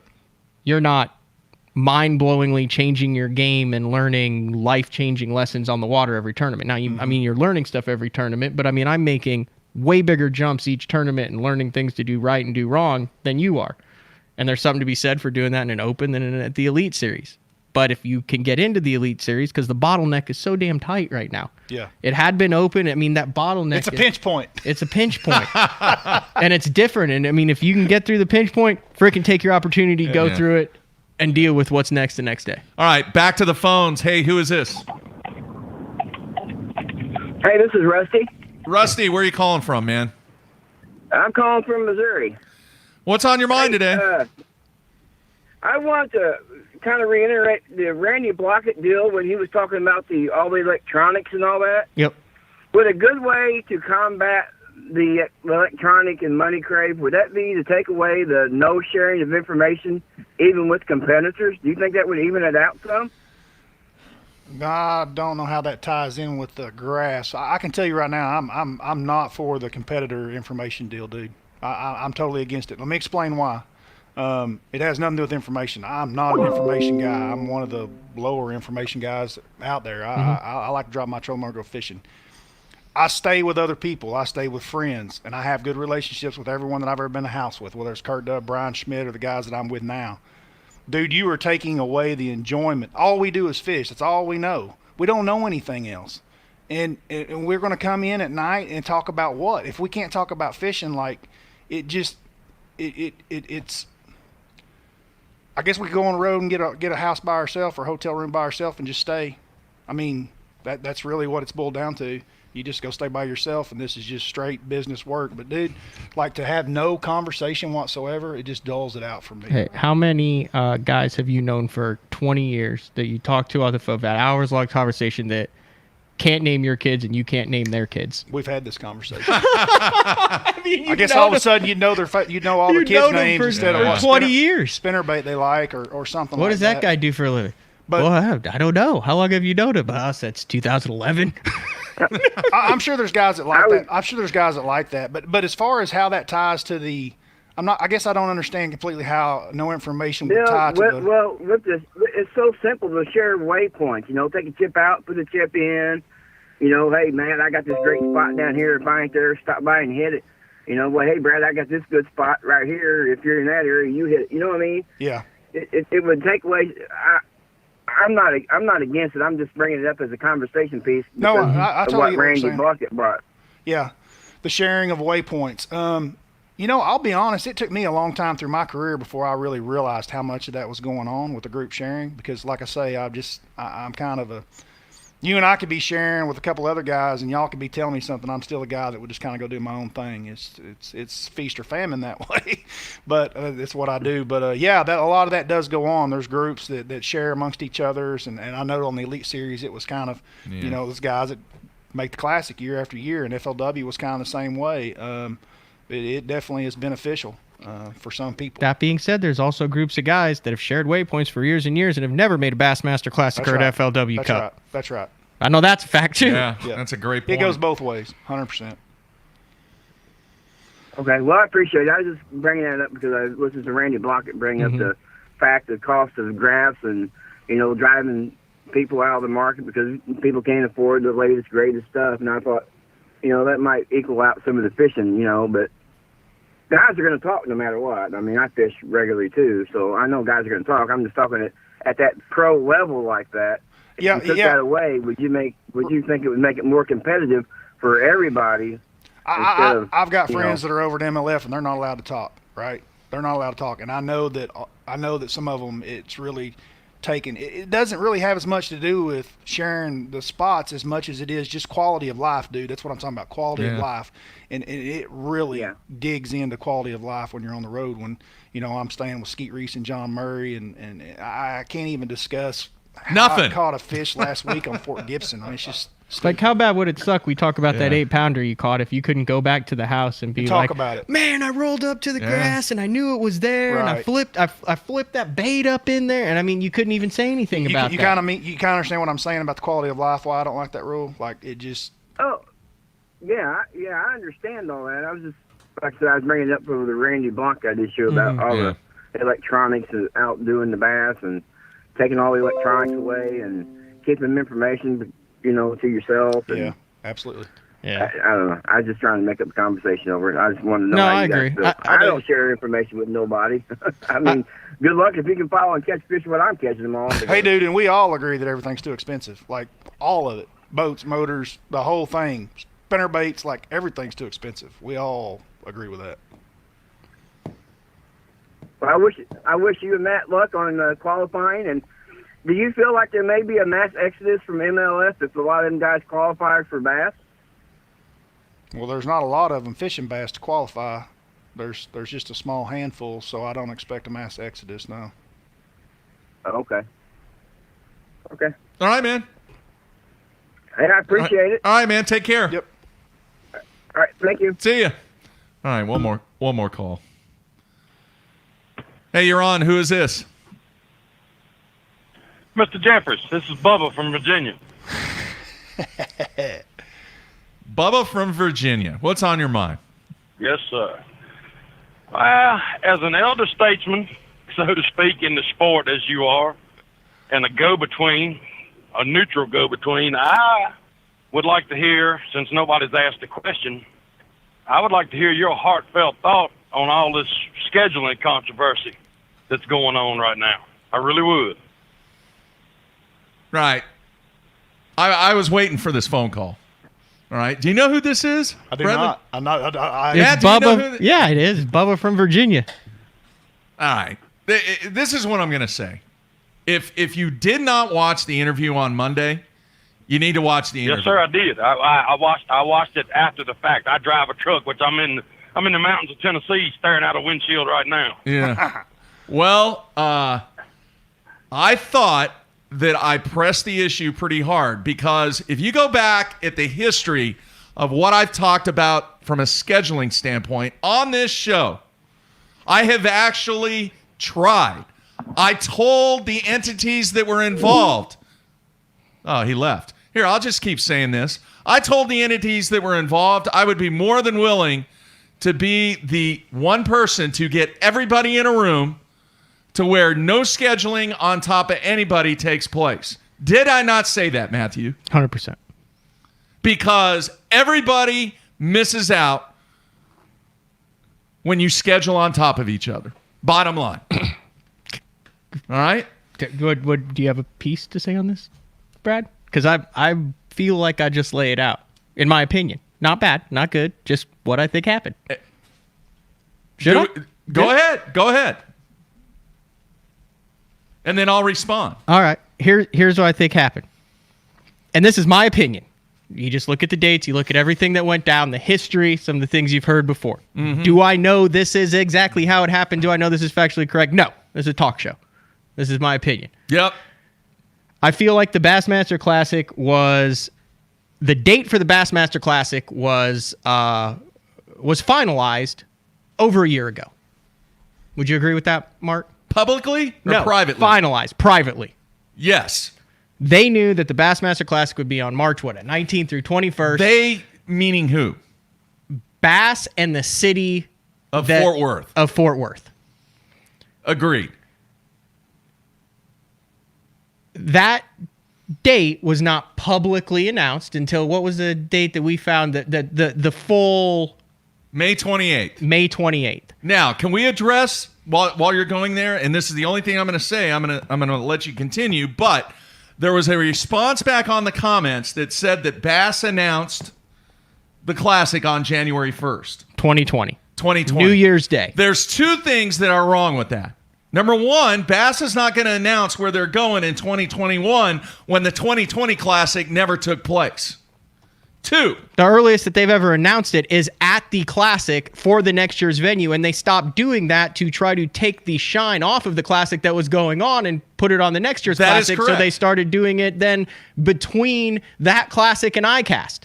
The second thing is the greatest event in this game, being the Bassmaster Classic, they're not going to make the announcement on January 1st, on New Year's Day. All right? What happened is there was a situation where there was a landing page that was created, all right, for the announcement that was going to take place. And if you remember... This is what we're hypothesizing. Right, what happened, if you remember, Swindle was on the water, and they had, this envelope, or they did something like that, where they made the announcement, and then there was a video from the studio with Zona and all that and everything, and that took place on May 28th. Right. All right. So the January 1st thing, they did not make the announcement on January 1st. But I feel like that date was scheduled and they knew about it. And I feel like MLF and the BPT knew that date before their dates were scheduled. That's your opinion. This is my opinion, 100%. Here's what I'm going to say on that. All right. There are always more than the people that are involved. All right. When there is a structuring of an event, the magnitude of the Bassmaster Classic. Yes. All right. Did they know? Everybody can have their opinion on whether or not they knew. I find it highly unlikely that in an event as big as the Bassmaster Classic, that date didn't get out before May 28th. With all the people that are involved in that. All right? So continue. I think they scheduled on... I think it was a tactical effort to they put it on top of the Classic. Now, did they have lines of communication with Bass and all that? Absolutely not. I checked that with Bass, with people there. I asked that question on Monday. They said they didn't have lines of communication with Bass, and the people I talked to with Bass said they didn't have lines of communication with MLF, and when Bass was doing the schedule, they didn't really care what MLF was doing, and when MLF said when they were doing the schedule, they didn't really care what Bass was doing. Yeah. What the hell you think they're all going to say? What do you think this they're is going to our say? opinion. But here's my three-piece in the middle, right? Because I have no affiliation with either at this point. I can't believe that all these people are this mad about it on the message boards. I can't believe that y'all discuss it and get so mad. Dude, the writing was on the wall. If anyone thought that follows this sport closely at the Bassmaster Classic this year, 2020, that they weren't going to be scheduled in 2021 going forward on top of each other, don't understand business and don't understand the politics of bass fishing. Period. Do you remember last year, Mark, there was we had Boyd on and talked about it, about potentially not having any of the BPT anglers at the Bassmaster Classic Expo last year. Question. He came on and talked about it, and then they said, they will be there. Yep. So what's the simple solution to that? Absolutely. make your guys be practicing on Sam Rayburn instead of at the Bassmaster Classic Expo. And you come out with you publicly come out with the schedule first, and then, yeah, technically Bass announced it later, so Bass scheduled on top of the BPT on Sam Rayburn. But what's Bass going to do if that date's been set with Fort Worth since 6 months before that? Now, this is all just hypothetically, in my opinion, how this went down. Dude, it's business and politics. It's 100%. That's all it is. It's a competition between the two. Do you want your guys at the other guy's number one venue, or do you want your guys at your venue building your brand? Of which it was established last year that this probably was going to take place. And anglers of either side, we're independent. You know, we work for ourselves. We're self-employed. Do you want to go represent another company that is not in your favor? No, you don't. Why would you want to do that? Now, I think the anglers from either side. Now, I think the anglers get screwed out of this. They get pressure guys, because of the sponsors. Yeah, absolutely. It's not a winning situation for anybody. I've said that multiple times. It doesn't matter what it is. When you schedule on top of somebody else in this small, confined sport, everybody loses. But you make people choose. Yeah, but you make people choose. That's why you get everybody in a room. Well, now you only have two entities. Well, you have three. You have the NPFL. And say, look, guys, don't schedule on top of each other. Just don't. But then you don't make people choose. Like I said, how important is this in the grand scheme of things? It's a big thing in fishing. That's why we're talking about it. That's why we're making a deal of it. It is a big thing in fishing that you have. This is the start of the season for what's being called the premier professional top 80 guys in the world on top of the Bassmaster Classic going into its 51st year. And the history and all that. And you have companies that, like you said, you're making it a decision. Intentional, unintentional. I just find there's no way that happens unintentionally. That's all I'm saying. In my opinion, there's no way that happens unintentionally. Would you agree, Mark? Yeah. And what Brad I'm not said, saying people, dude, you're people dead on here Brad. right now saying you can't just use business as an excuse. Dude, jump off. I mean, that is business. Like if I own either side, that's on my mind. I mean, that's what this is. This is competition, dude. Okay, listen, let's put this into perspective. We're BTL. Let's say there's another podcast. Let's say we're having podcast-a-thon coming up. Okay. Are we going to say, well, I wonder when the other podcast is going to run so we don't have a live show on top of them? Okay. I'm just saying, isn't that the same thing on that? Or are you just going to say, we're going to do our thing, they're going to do their thing, we're going to make people choose? You can go either way. Yeah, it's a business decision. I'm just saying, take it away from it can be a business decision not to worry about what the others are doing at all. Yeah. And go along with your game. That's a business decision. You can go about things that way. You can go about things the way where you're talking about, like, hey, they're going to run live shows every Wednesday at noon, so let's just jump on Wednesday at noon ourselves. I mean, you can do things different ways, but it's a decision that you need to make of how you want to roll. Long story short, I mean, as an angler, I think it would be awesome if you could represent your sponsor, see those people and do that, assuming there is an expo and all that with COVID, and then go to the first event. But do I think it is what it is. It's not, like you said, it's two businesses and they're running their different business models and they're not best friends right now. It always comes to money, dude. This is America. Yeah. Hey, Malone said on the interview Monday, all right, the line of communication is not open.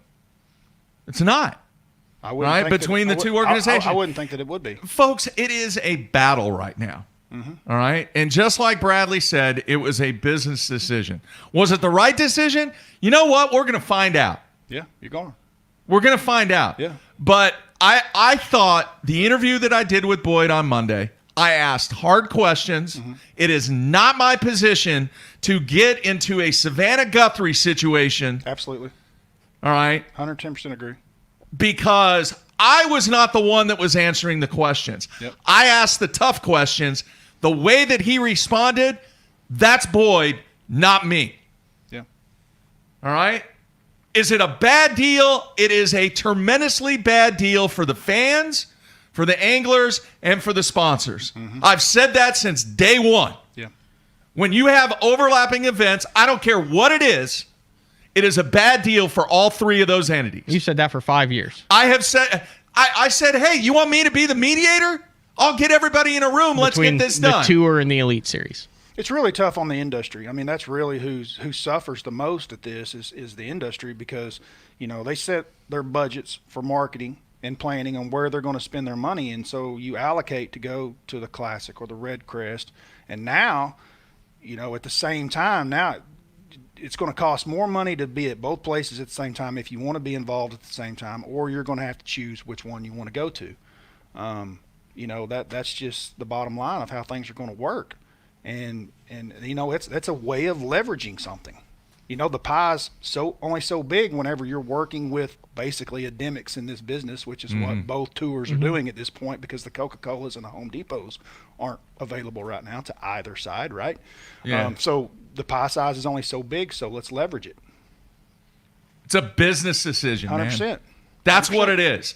And you know what? It's like anything else. You have a choice. If you don't like something, that's right. Don't watch it. Don't listen. Don't do whatever. Yep. All right? If you don't like a product when you go to the store, don't buy it. If you buy something and you don't like it, it doesn't taste good, don't eat it. Throw it in the trash. Throw it on the ground. You know, there is so much hate, all right? And I know for a fact, both of you guys, it is a group that is just inspired by some really poor decisions that have taken place over the history of Major League Fishing. All right? And there's been bad decisions at Bass. 100%. And there's been bad decisions at FLW. 100%. And there's been good decisions at MLF and good decisions at Bass and good decisions at FLW. Right. Yeah. And that's my issue, and people are like, well, why don't you just come out and talk on it? Dude, I have friends for 20 years of my life. Like, I'm not everyone sets out to be a bad person and to do bad things. That's not what people are setting out to do. It's just, it sometimes appears that way, but the starting goal was not to set out and do things like that. Listen, this is emotional, and it's emotional for a lot of people involved in this game. I mean, I'm emotional right now. I am too. Yeah, you okay? Know? You good? Look at me. We have to keep everything on an even keel, Mark, here. We've got some ticker issues going on. I did go to the ER on. Did you know that? I've been doing this a long time, and I am stuck in purgatory, dude. That's where I am. I'm stuck in purgatory. And I have no clue where the hell I am. I didn't have a choice. No one asked me, did you want to go? I didn't turn anybody down. I mean, I just kind of kept my mouth shut. I did not politic like a lot of guys do. I did zero politicking. I kept my mouth shut. I went fishing, and now I am kind of in a little group that's lost. And I have no idea what I'm doing. And I don't have a home. I'm fishing AAA levels. I just fished the 2 series of the Costas last year. I got an invite to the FLW Tour. Didn't want to do that. Now I'm fishing the Bassmasters Open this year. I have no idea what's happening. It gets the strongest field. I mean, you could be fishing the MLF Pro Circuit a year away from being on the BPT if you wanted to. Yeah. Yep. Look, we've been doing this show a long time, longer than anybody in the business. All right? We have always tried to do 3 things: entertain, engage, all right, and what's the third one, Matthew? Educate. That's right. All right? If we do all those 3 things, we are doing what this show is about. I'm sorry if some people out there feel that sometimes it doesn't turn into something that they expect. All right? But with all things taken into consideration, we love this game. That is part of the reason why we do what we do. No, that's the only reason I do what I do.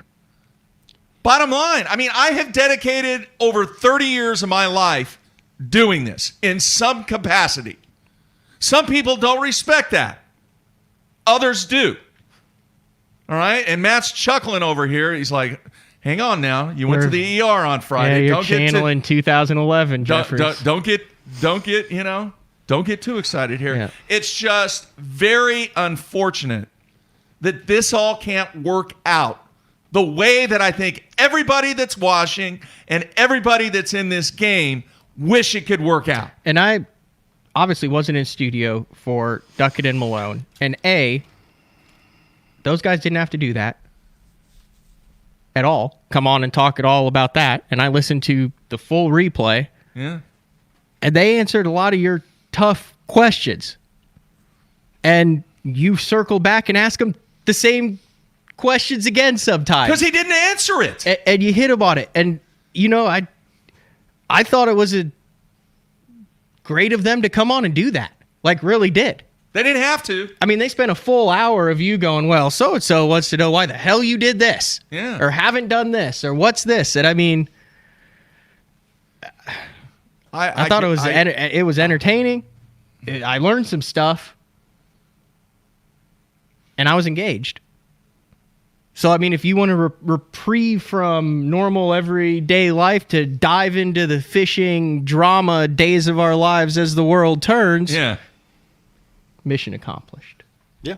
All right. But what we want to do is we want to continue focusing on people like Brad, people like Matt, that are trying and continuing to do this game at a professional level and pass as much information on to the viewers of this show, to the listeners of this show, in the capacity of educating, entertaining, and most importantly, just like what we've done today with the Sunline Hotline, engaging the fans.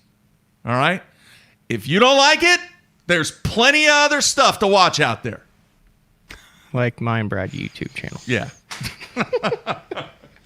So that's it. All right, that's all we're saying. And if that truly was Bubba from Virginia. Well, he's in Kentucky now by the end of this discussion. Yeah. He might be in Tennessee, too. That's what he said he was. He said the Bowden's in Tennessee. I'm surprised he was able to get... God, when you guys texted me... Surprised he was able to get service there. When you guys texted me yesterday to come into the studio, I never expected to go down this road. Well... Ever. It is what it is, but we are moving on. I understand the blow-up. Yep. We're moving on. That wasn't a blow-up. I kind of feel like I was like there. I'm still there. I'm still there, dude. That tight lines guy, dude, I'll call you out right here. To say that my friends is not an excuse, well, then you don't see friends value the same way that I do, Bubba. We would never be friends. Don't worry about it. He's got a good point, man. You don't want to piss Brad off. No, I've seen But Brad I just watched him off. just Hey, he's been railing me for 30 years, man. Dude, that's Get been out, since the dude. beginning of the Jump show. off. That's his jam, man. Yeah. That's what he does. I enjoy it. Nah, not my friends, dude. I don't do that. He doesn't just stir the pot, he scrapes the bottom of it. All right. Wow. All right. Friday. Mark Menendez, the watch party right here on BTL to close out the week. The last thing I want to bring up real quick, the fantasy fishing, guys. We haven't talked about that. Yeah. All right. Lake Fork, what's the scoop Oh, we have on tournament fishing? What's that? that? Yeah. Imagine that. There's actually people on the water competing, folks. Yeah. All right, Brad. Brad's going interesting on this one. I got to pull it up. So Brad's in the top 500. Yeah, I'm not as good as I was at one point. At one point, I was in the actual top 100. And you thought Brad was pissed today. You should have seen when he had a bad fantasy tournament to drop out of the top 100. That was an angry Brad Hallman. So was an angry Matt Pangrack a couple events before that when you fell out. Yeah, well, I literally have a system, and then at like 11 o'clock at night, I go against my system. I was angry at myself. So I've basically ridden a system all year, and it's kept me up in the points in the fantasy fishing. And my system basically has been very similar to what you taught me, is just to kind of play safe, don't do anything crazy, pick some safe, even odds, and I've done that. And I do think that traveling the country for many years and knowing a lot of these guys personally probably helps somewhat. Somewhat it hurts me as well because I tend to pick and they don't do well. But anyway. Going into this event, I'm in 500th place, so I do have a shot possibly to make up 500 points. So the only way I can do that is to take dark horses. And so that's what I've done. I've played safe all up to this point this year, and now is the event that I pull up straight dark horses. And I was actually very impressed with my team, even though they all are under 2% picked. All most of them 1%ers. As I start reading them out to you, you'll be like, yeah, okay. So like I've got some hammers in my 1%ers. Like they exist and they are out there. And if this team was to hit, who knows, maybe I could win it all. Doesn't it pay like $8,000 or $9,000 or more to win the whole thing? No, I don't know. They got Rapala involved now. I think you get that and some cash and all sorts of stuff. All right. So are you ready for my team? Yeah, hit it. Group A, Patrick Walters. Less than 1%. He's up at 2 to 3 now. Oh, he is 2.3. they've been watching the YouTube, so 2.3. Popular. Group B, Paul Mueller. He's up to 1.4. I think he got a safe one there. Group C, planning on Jason Williamson bringing in some of like what he has in the past with some of the big fish on big lakes. 1.2. All right. Group D, my boy Brian Schmidt. All year I've been riding him. He's had a tough go. I'm looking for him to turn it around. 0.6. 0.6. And then my cherry on top, which is what I've been calling it all week, because we had some cherries brought to us while we were in East Tennessee last week from a good friend of mine that are, they make them with moonshine, and then they drop cherries in them, and so then hors d'oeuvres, so the cherry on top. Wow. That sounds delicious. We're going to need a couple of those after this show, Brad. They're gone. Oh. There's none left. They all got in the cherry. So the cherry on top for my Group E for the win. Jesse Tacarante for the win. 1.6%. Yeah, you're dark horsing it all the way. All the way. I like it. So I'm taking a different approach. So I am in a... You're in better shape than I am. Yeah, well, no, I'm leading a group by that's a group? 200 some points. Oh, so you're looking at the group. I've got a group with just like 16 of us in. Okay. We're just playing for fun. There's no way we would ever put like $20 on it or anything. Oh, never. Just strictly entertainment. Right. So I'm looking for maintenance. I'm saying the win is out the window. There's no way I can be a top 10 in the tackle warehouse group, which breaks my heart because that's like the holy grail. There's no way I can win it. So I'm going to maintain, right? Lake Fork in the fall. I did the exact opposite of you. I got Clark Wenlett. Dude, we've had 6 people on that talk about what a great guy this guy is in the fall. There's no way he's going to have a crappy last tournament and not bounce back on Lake Fork. You better find some wood to knock on, and there's none in this room. Right behind you, Bradley. There's a hockey stick right here. You better get it. Yeah. There we go. Group 2, Chris Zaldane. Moved to Texas. I mean, all that guy needs is one good day, and he's got 30 pounds. He can bounce back. He spent a lot of time on Ford Good. Group C, it's about damn time Keith Combs catches some fish. He's hanging in there, and if there's anyone who can figure it out on fall turnover on Lake Fork, it's that guy. Well, that's why he's 42.6%. Yeah, I don't care. I'm not looking at percentage. I'm looking at points. I'm trying not to get caught by the guy who's 200 points behind me. I understand. I just need 1 or 2 of these guys to hit. It's That's a safe the thing. bet. Safe Group D, Lee Livesey. Yeah. Haven't picked him There's a dark horse. all year. Dude, the guy obviously is good at Lake Fork, coming off a dub, feeling confident, 59.1%. He's mine. And then Group E, I'm going with the Snowman. The Snowman. Brian Snowden.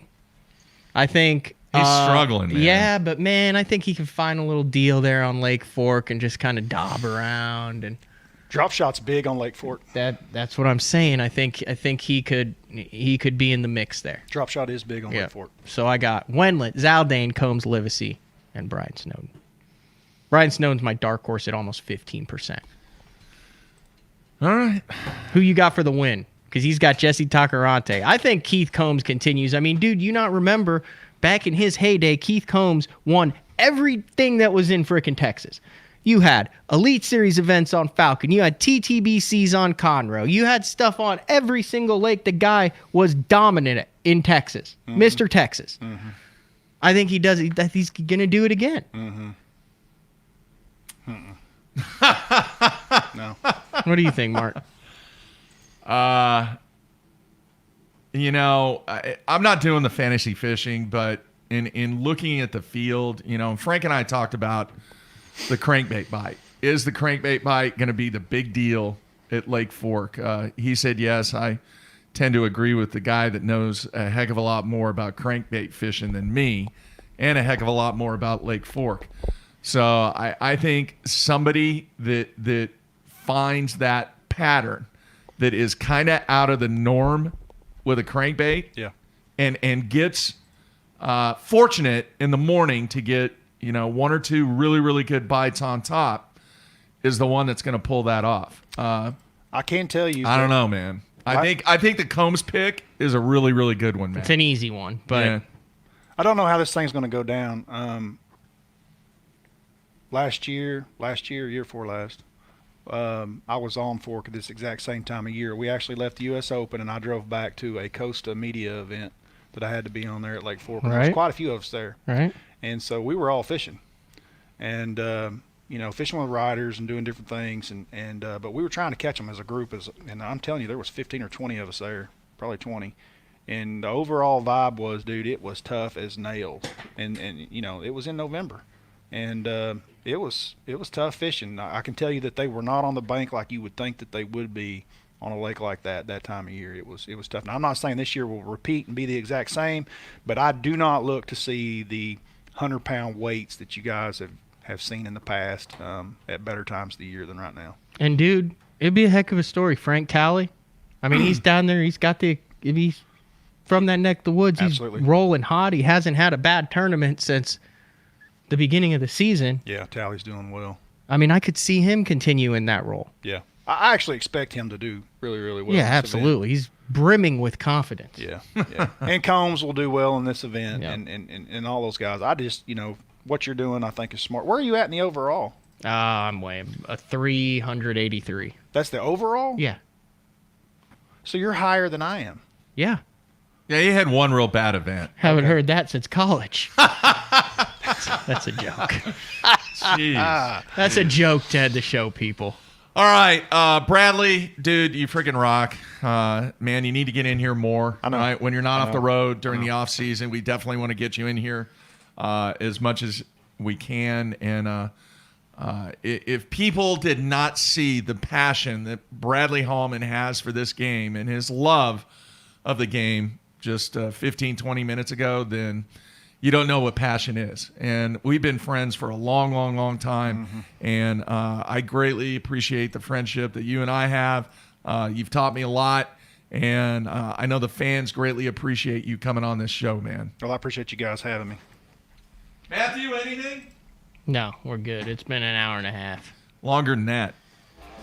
2 hours. We rocked 2 hours. 2 hours? Boom. 2 hours. Yeah, my kids are going to. Maybe it should have been an hour and a half. Yeah. Maybe so. I was glad I was here to help you guys along with this one. Thank you, Bradley. All right. Wrapping things up, man. Watch party on Friday with Menendez. And, folks, Matt and I both greatly appreciate everybody that's watching. It is what it is, man. And we're going to do everything we can to continue the 3 E's: entertain, educate, and engage. So we appreciate the fans and support everybody out there that is a BTL fan. And we'll be back on Friday. Bradley, have fun, man. We will. All right, Matthew. We don't know if Matthew's going to be here Friday or not, so we'll wait and see on that one. Hopefully so. Yeah, I probably will be. All right, sounds good. Everybody out there, be safe. That's it. Back on Friday.